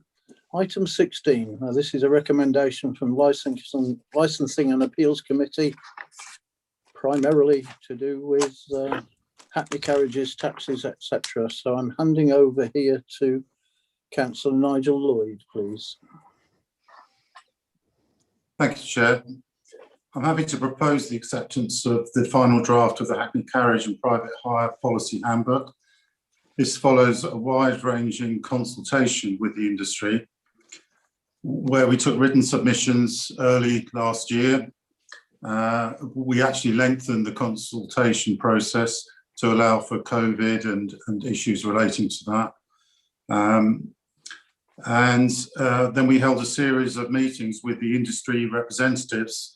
And in my view, is possibly the most wide-ranging consultation process on licensing of taxi that has ever taken place in this council, as far as I'm aware.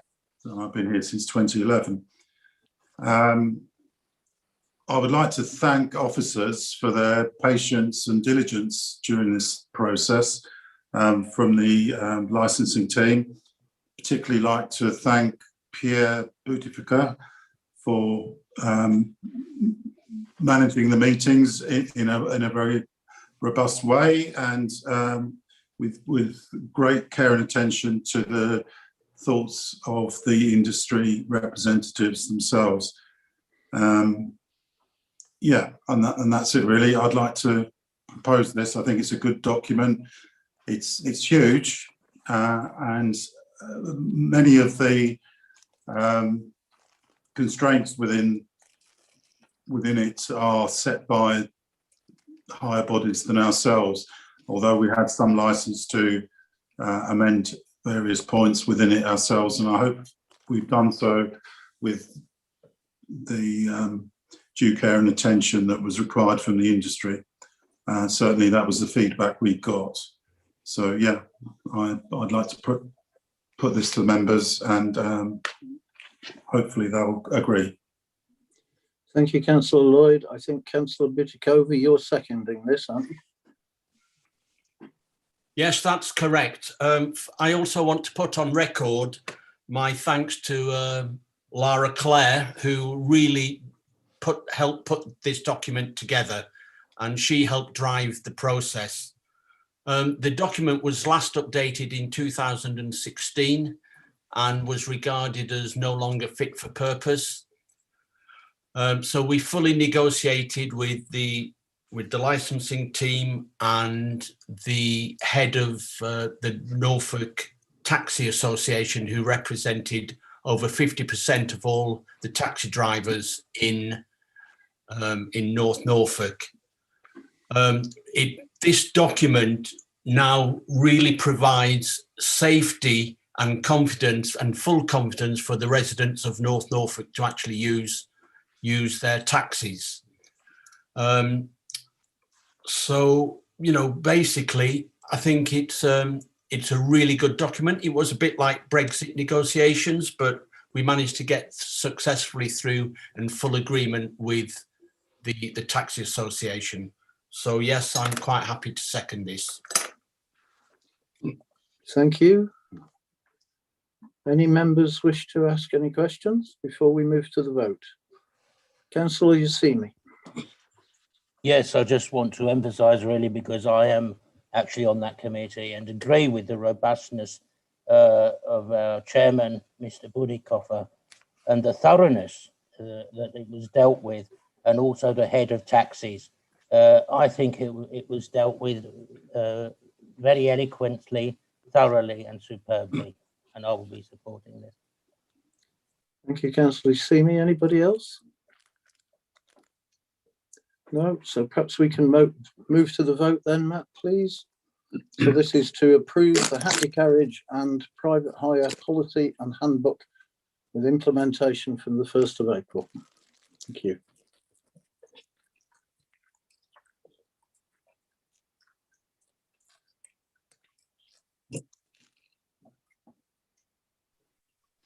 Okay, I think everyone's voted looking at those numbers. So that's 37 in favour, none against, and no abstentions. Okay, thank you very much. Right, item 17, Pay Policy Statement 2021-22. Councillor Seward. Thank you, Chairman. This is a requirement that councils are required annually to do. The paper's in front of members. I move the recommendations. If there is any particular specific questions, Officer Claxton is here to answer them. Thank you. Thank you. I need a seconder for that, please. Councillor Pauline Grove-Jones, thank you. Yes, I'm quite happy to second this. Sorry? Sorry, I'm quite happy to second this. Yes, thank you, Pauline. Thank you, Councillor Grove-Jones. Any questions from members, please? No? Okay. Can we then move to the vote, please, Matt?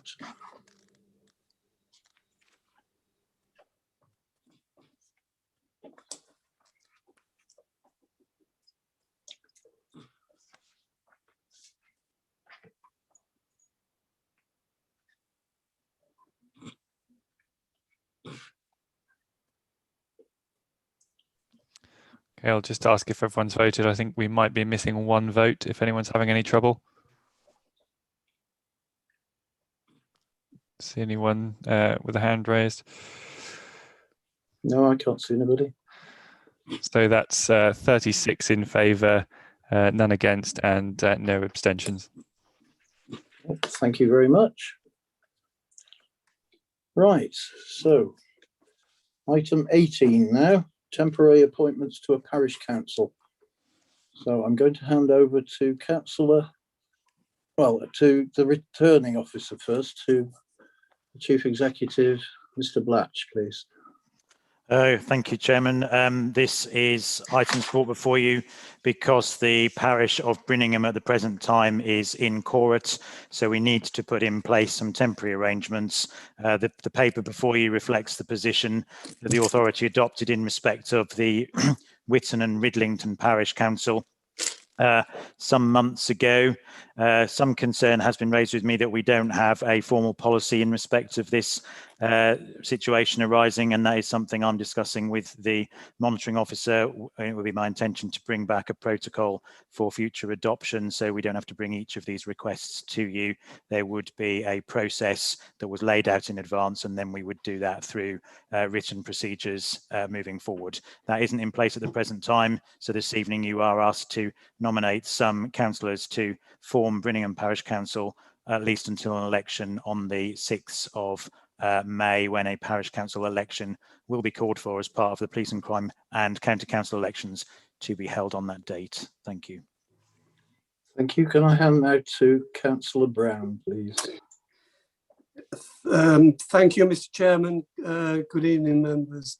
Just to follow on from what the Chief Executive has said, the good parishioners of Brinningham deserve representation through their parish council from now until May, when, if there are sufficient nominations, there will be an election. If there are only 5 nominations, a new parish council will be appointed. I'm pleased to say that I personally am prepared to chair the parish council, and Councillor Stephen Aquaron, who is the county councillor for the Mountain Constable Division, will join me, and also Councillor John Toy will be the 3rd member referred to in the report. And I am happy to recommend that this report be sent to the newly appointed monitoring officer, who I congratulate on that appointment. Probably one of her first duties will be to issue an order under this recommendation.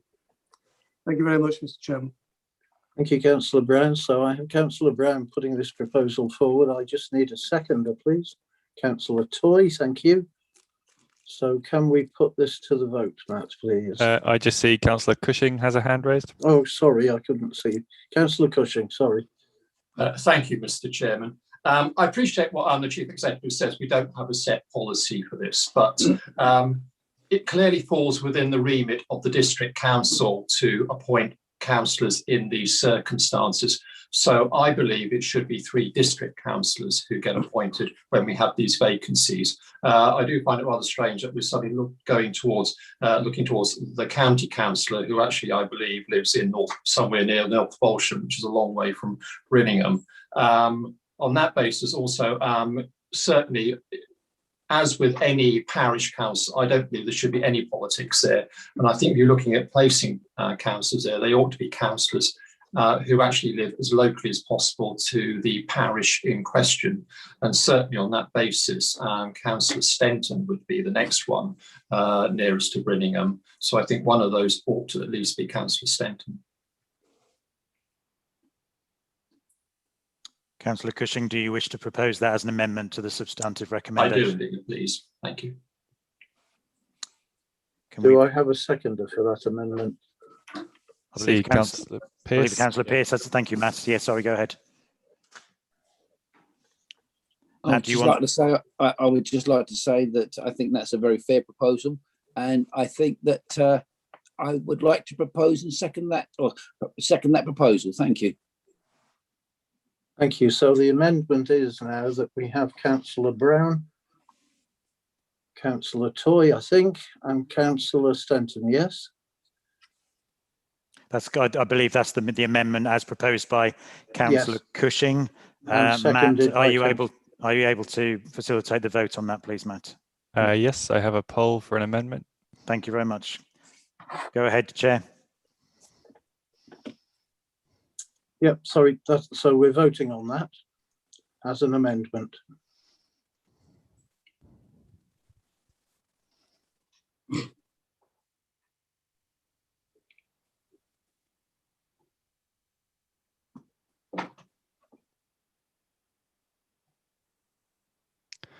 Okay, I have 37 votes, so that looks to be complete.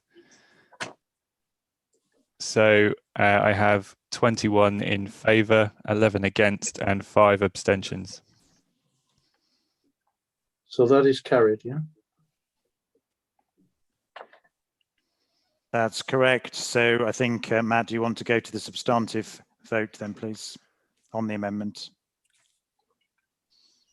So the amendment becomes part of the substantive vote, so we're now voting on the rest of it, yeah.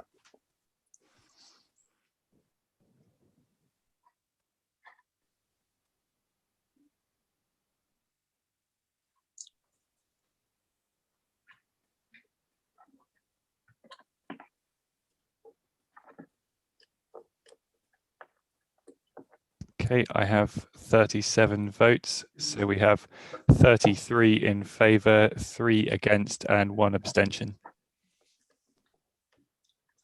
So that is carried. Thank you very much indeed.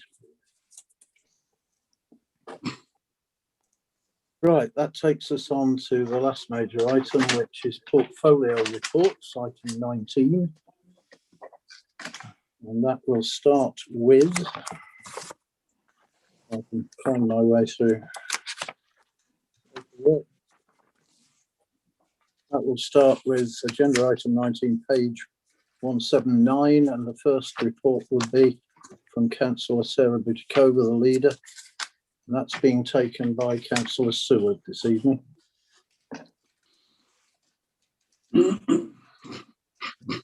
Thank you, Chairman. The report's in front of members if they wish to ask me any questions.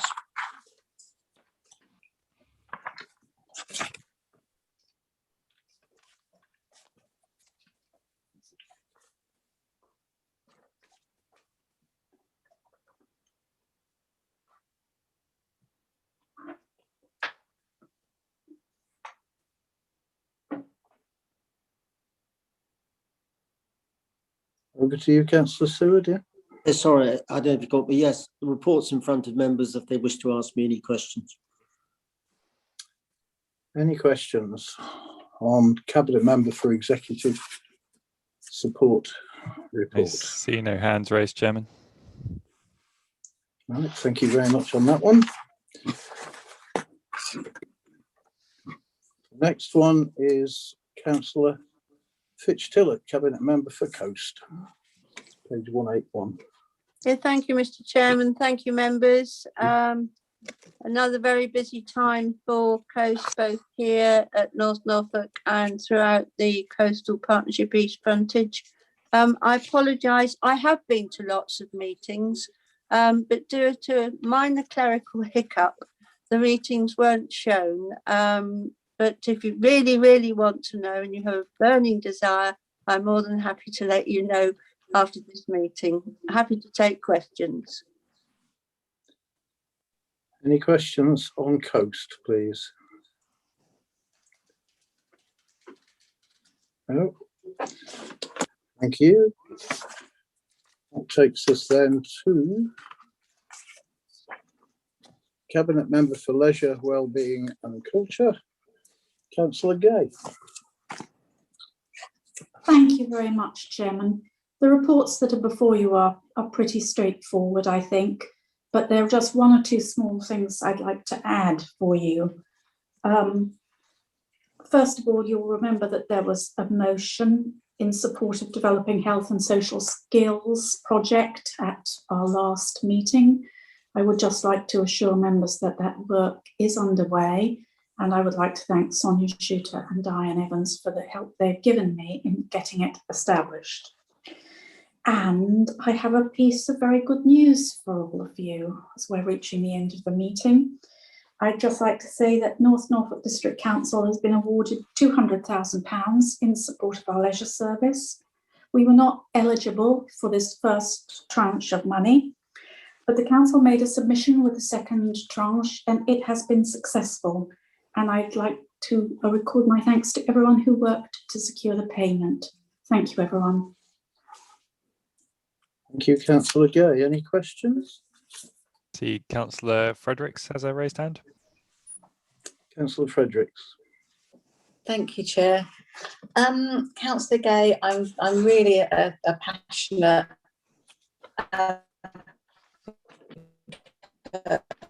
of the social support we have. When will social subscribe? Thank you.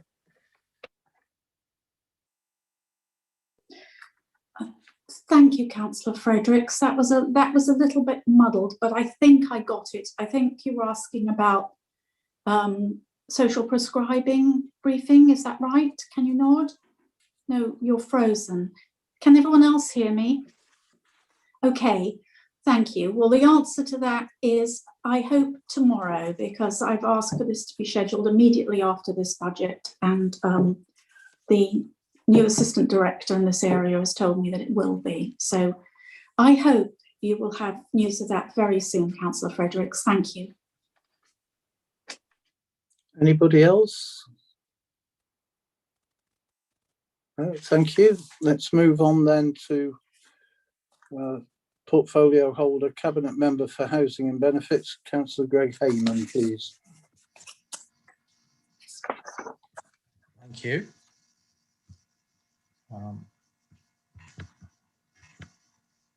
Basically, I really just want to draw your attention to, I mean, there's quite a lot of detail in this report, but I do want to draw your attention to the great way that our community in North Norfolk have responded in the COVID situation with regard to people applying for support when they've been isolating for the test and trace payments.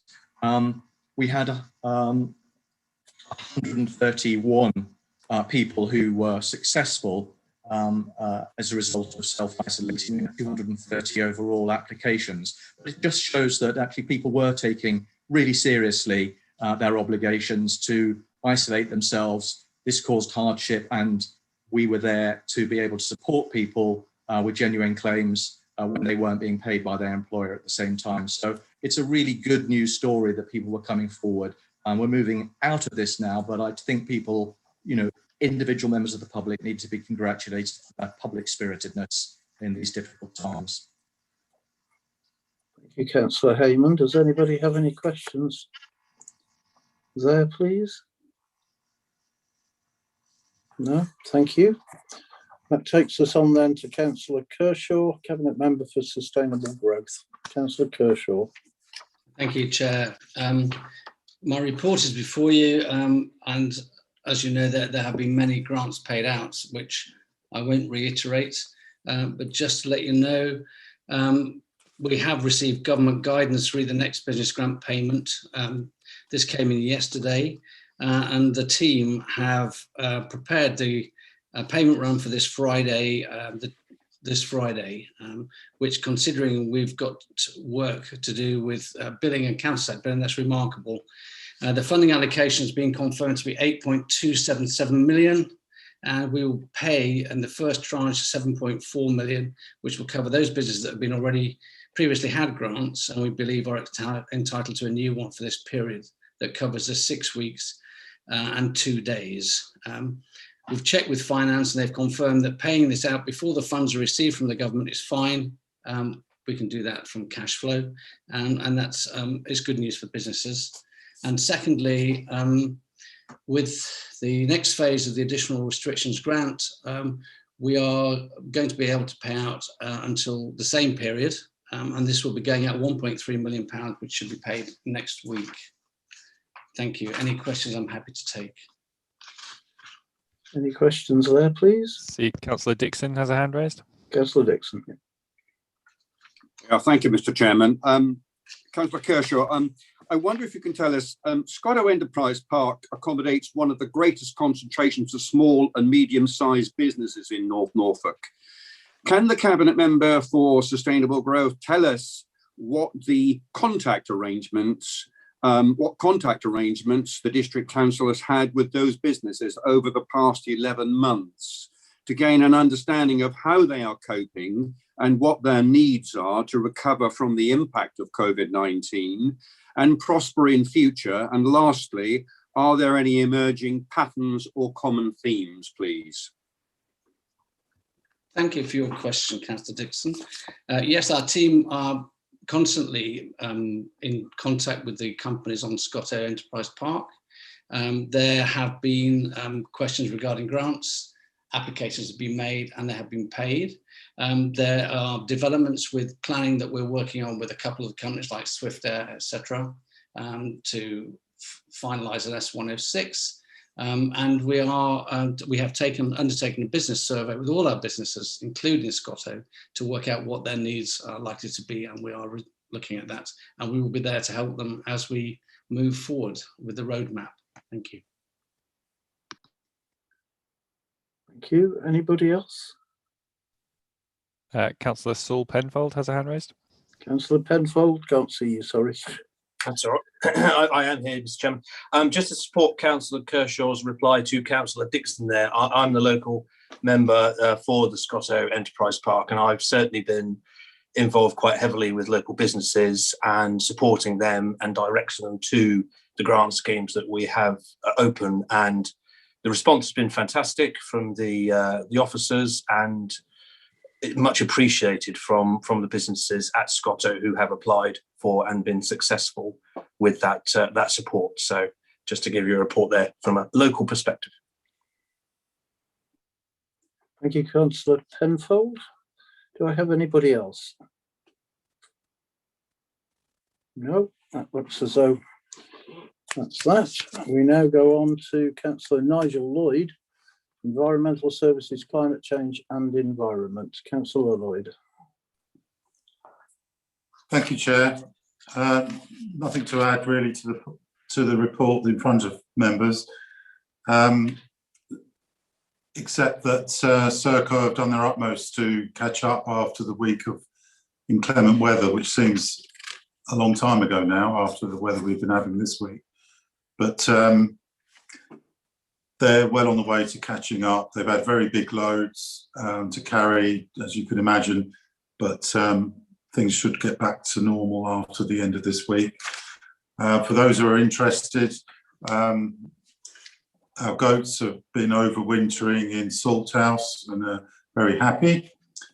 And finally, just a bit of late news that came into me this week was that rather disappointingly, our COVID marshals have been out with officers accompanied by the police looking at takeaway establishments, food takeaway establishments, and several improvement notices have been served, unfortunately, because of lack of wearing the correct face masks.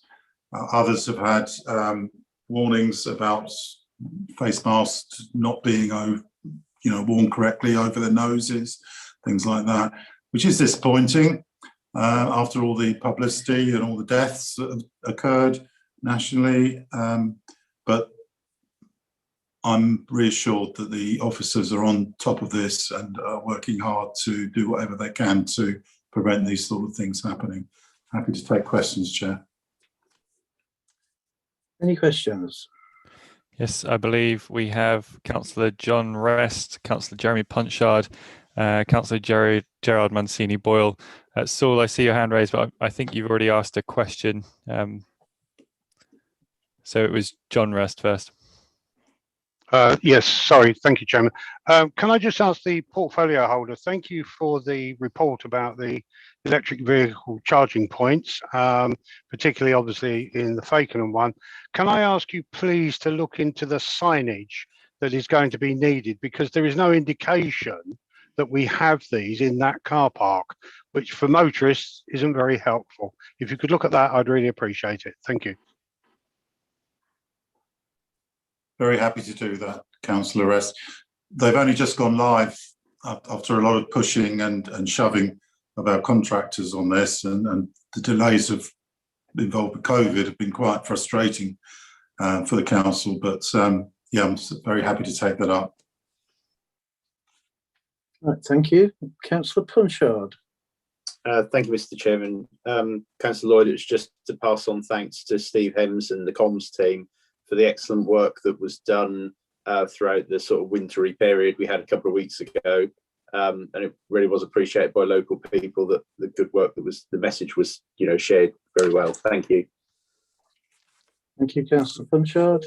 You're welcome. Councillor Mancini Boyle. Thank you, Mr. Chairman.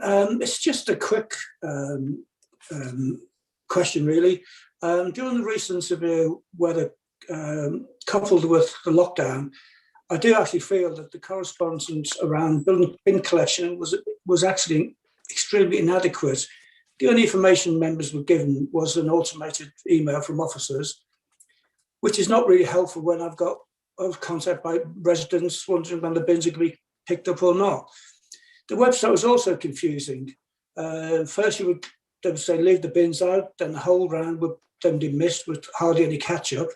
And I would have thought, frankly, that the portfolio holder would have been far more diligent and would have gleaned all of the information and shared with all the members. I hope there will be an investigation into lessons that can be learned and better outcomes achieved in the future. With regards to the lockdown period, recycling credits, as we all know, are a very important source of income to councils. Has any work been commissioned to look further at all rounds to see if there's any patches of bad contamination, and if not, why not? Residents could then be educated on how to reduce this, resulting in increased credits. The work would also look at ways of persuading residents to increase the volume of recycling, including the potential for food waste collection. Thank you, Mr. Chairman. Thank you, Councillor Mancini-Boyle. Thank you Anybody for else? those requests. Do you want me to answer that? Yes, if you can. Yeah. I disagree with Councillor Mancini-Boyle about the comms. There was wide coverage on social media, on our website. The messages I saw were very clear. To be frank and honest with you, in those sort of weather conditions, it is just unsafe to ask our contractors to try and drag heavy bins across frozen ground. It's just not on, and this council believes in health and safety of its contractors. We did our best to message this. All members were informed so that they could pass on those messages to their residents, and I'm not sure we could have done much more than we actually did, particularly in light of the fact that it was a changing situation from day to day. You know, we had good days, we had bad days, and then we had another blizzard and things got worse again. So I don't accept that. I'm sorry. I think the officers did a really good job in reacting on the hoof to that one. With regard to recycling credits, I agree that the council is actually undertaking work. I haven't reported on it. We've targeted certain areas in the district to do waste quantification and to see the levels of contamination in waste. And I think I might have mentioned this at overview and scrutiny, but the levels of contamination are relatively high. And I think what comes to mind on the hoof here tonight is about 25% contamination. Now, Councillor Mancini-Boyle will know that when contaminated waste enters recycling streams, often the whole lorry load is rejected, and we're constantly reminding people to make sure they're putting clean, dry recyclables in their waste streams. So we have quantified waste. There's more work to do. I totally agree.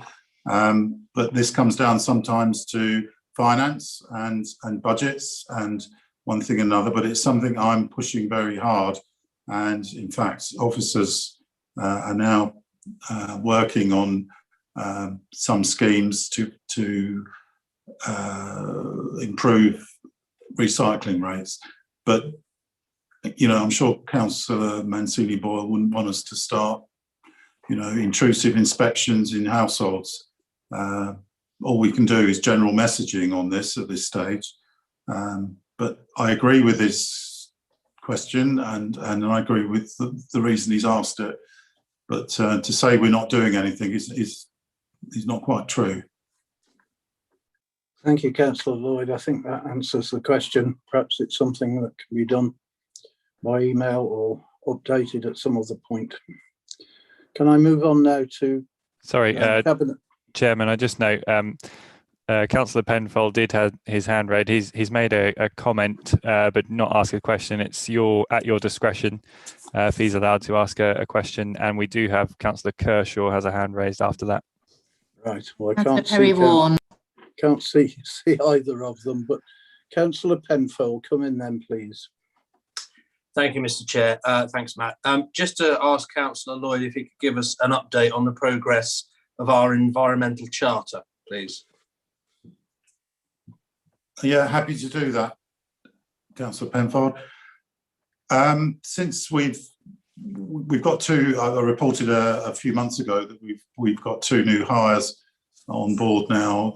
They're climate change specialists, and they've really hit the ground running. We have an environmental charter prepared. We want to go through a consultation process with members first, and dates will soon be appearing in your diaries if they haven't done already. And then we're going to go out to the public on the 1st of April, or starting on the 1st of April, for their feedback, and we hope to publish the charter in a final format at the beginning of June.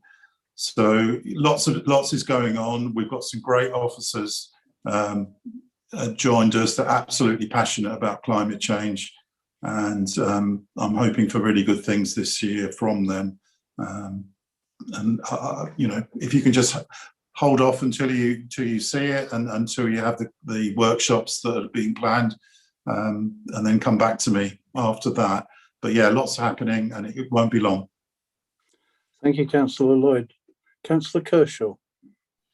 Thank you, Chair. It's just a comment in response to Councillor Mazzini-Boyle. The weather was dreadful. We know that. In the towns, it was dangerous to send the trucks down roads where they could have slipped and caused damage by hitting cars. Overnight temperatures were very low. Actually moving wheelie bins across the ruts, across the footpaths into the road is dangerous.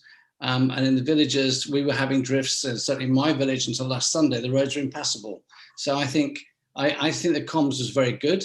It had to be revised on a daily basis because the weather was changing and the drifts were appalling. And I think it would have been totally irresponsible to carry on.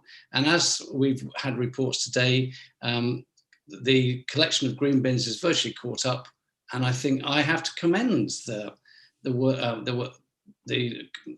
people collecting. Serco played a very good job, and I think Steve Hems did a fantastic job in communicating over that period. So that's just to back up what Councillor Lloyd said. Thank you. Thank you, Councillor Kershaw. Now, can I move on now, please, to Councillor Perry Warnes had a question. Sorry? Councillor Perry Warnes has been waiting a while, Chairman. No, I can't. This is the problem of not seeing everybody. Councillor Perry Warnes. Councillor Lloyd, sorry, I know you've been answering a lot of questions, but I just wondered if you could give us an update on the excellent work that the COVID wardens are doing. Thank you. No, thank you for that, Councillor Perry Warnes. Yeah, I mentioned earlier that these people are going out late at night, seeking out problems across our whole district.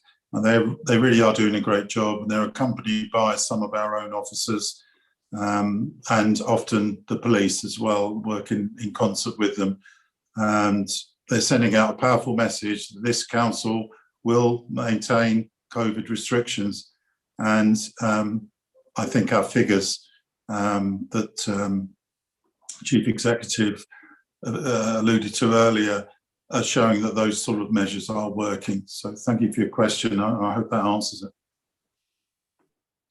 Thank you, Councillor Lloyd. Is there anybody else I can't see? I think that's it, Chair. Thank you. Right, so that takes us on to Cabinet Member for Resources, Councillor Seward. Thank you, Chair, and the report's in front of you, and I'll answer questions. Any questions?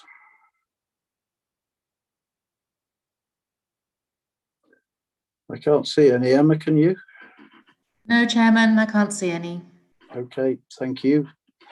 In that case, we'll move on to Cabinet Member for Organisational Resources, and our other reports, which is organisation, which is, oh no, that's it. I've got 2 pages the same. Councillor Lucy Shires. Thank you, Mr. Chairman. I do appreciate that we do have 3 separate reports. That's for the 3 separate strands of the portfolio for any confusion. There is an IT one, there's a customer services one, and there's a property services one, but they all do form part of the same portfolio. So I appreciate everybody's attention to them. I know we've been meeting for a while. I won't keep members much longer, but I'm open for questions. Any questions for Councillor Shires? See, Councillor Cushing has his hand raised. Councillor Cushing. Thank you, Mr. Chairman. As we know, sort of while we've been in the pandemic, office-based workers have had to adapt, and we've seen an awful lot of really most people working from home. I work for a really large corporate organisation for about 30,000 people. They've announced that going forward, that working from home will be the default, and people only go into the offices if they actually have to work in the office for some reason, like a call centre, or they go for a meeting for already or training, something like that. I'm not aware of having heard what the policy will be for North Norfolk District Council. Now, if I look at my own organisation, by doing so, they're going to obviously realise a lot of cost savings through not having to utilise as many buildings. There's going to be a lot of environmental savings through the lack of need to actually travel in cars and to and from work.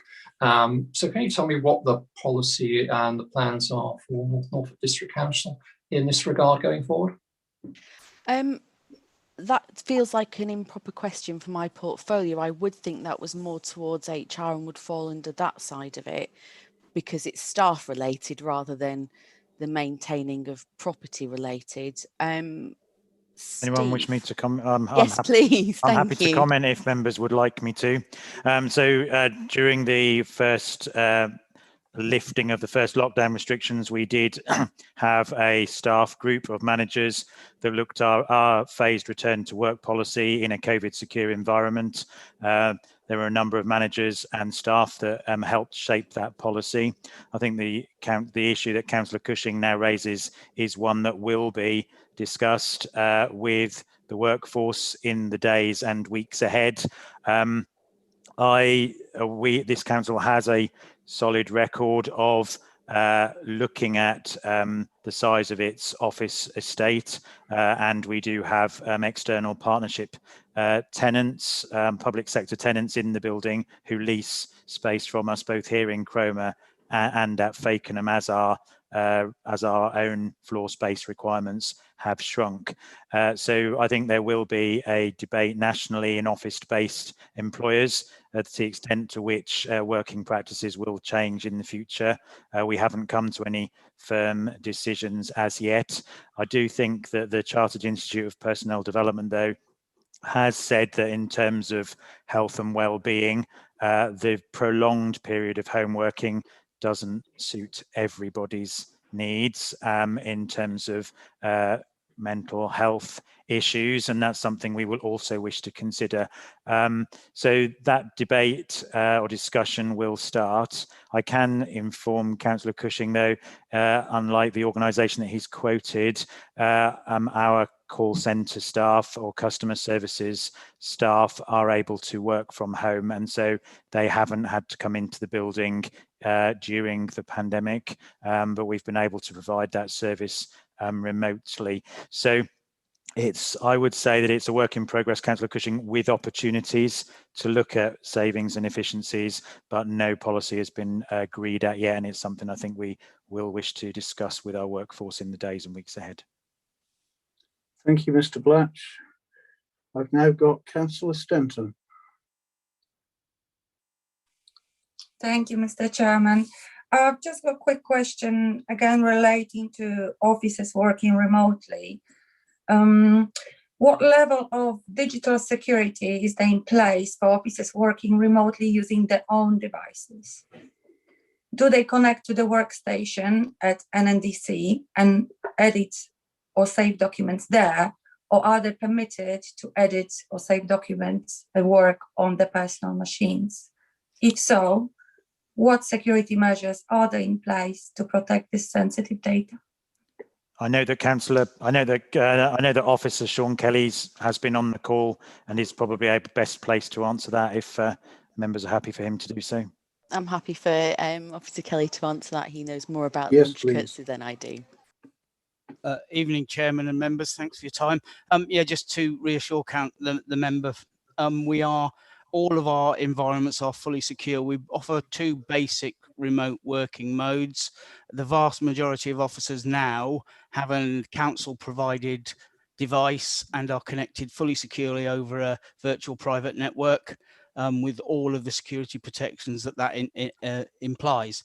The remaining small percentage do use their own equipment, but they use it via a remote working solution, which effectively creates a virtual PC that they access from their device, but it exists within our security wall. So there is no facility to save locally. It's all held within our environment. Thank you very much for that. Thank you, Mr. Kelly. I now have Councillor Tom Fitzpatrick.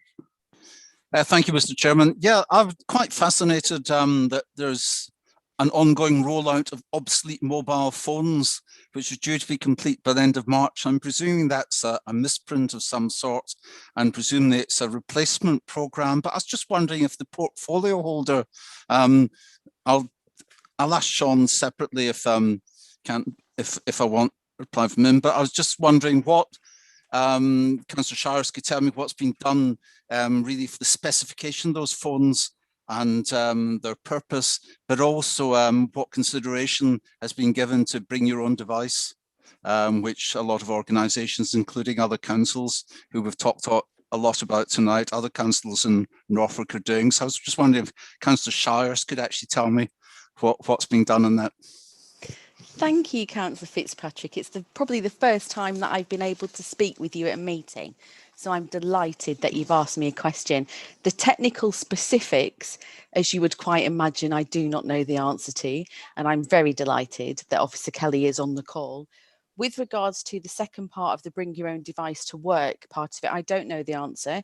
And if you would not wish for Officer Kelly to answer it for me, then I will provide an answer written within 7 days. That's fine. It's just I just think it's unfair to Sean to pull him into Officer Kelly to pull him in tonight, because I think everyone's had a long enough night without doing the specs. So a written reply would be appreciated. You know, so keep them coming from the officers. Thanks very much. Thank you. Right, I now have Councillor Brown.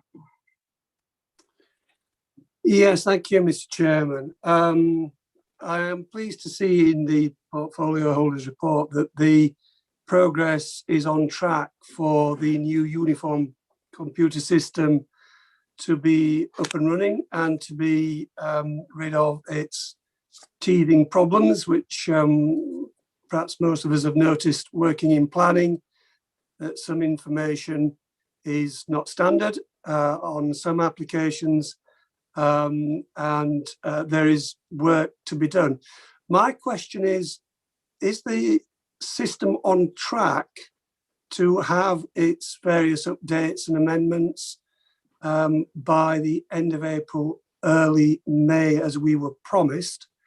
And I raised this in the knowledge that that the officer is present in the meeting and may be able to provide an answer to my question. Thank you, Mr. Chairman. If I may, before Officer Kelly steps in, I don't want to appear like a damsel in distress every time a question's asked. I do believe that we are completely on track, and I've not been told anything to the contrary otherwise, unless Officer Kelly is going to inform you that we're not on track.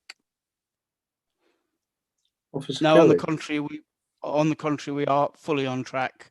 Plan timescales are as previously advertised, and we've begun the preparation work for that now.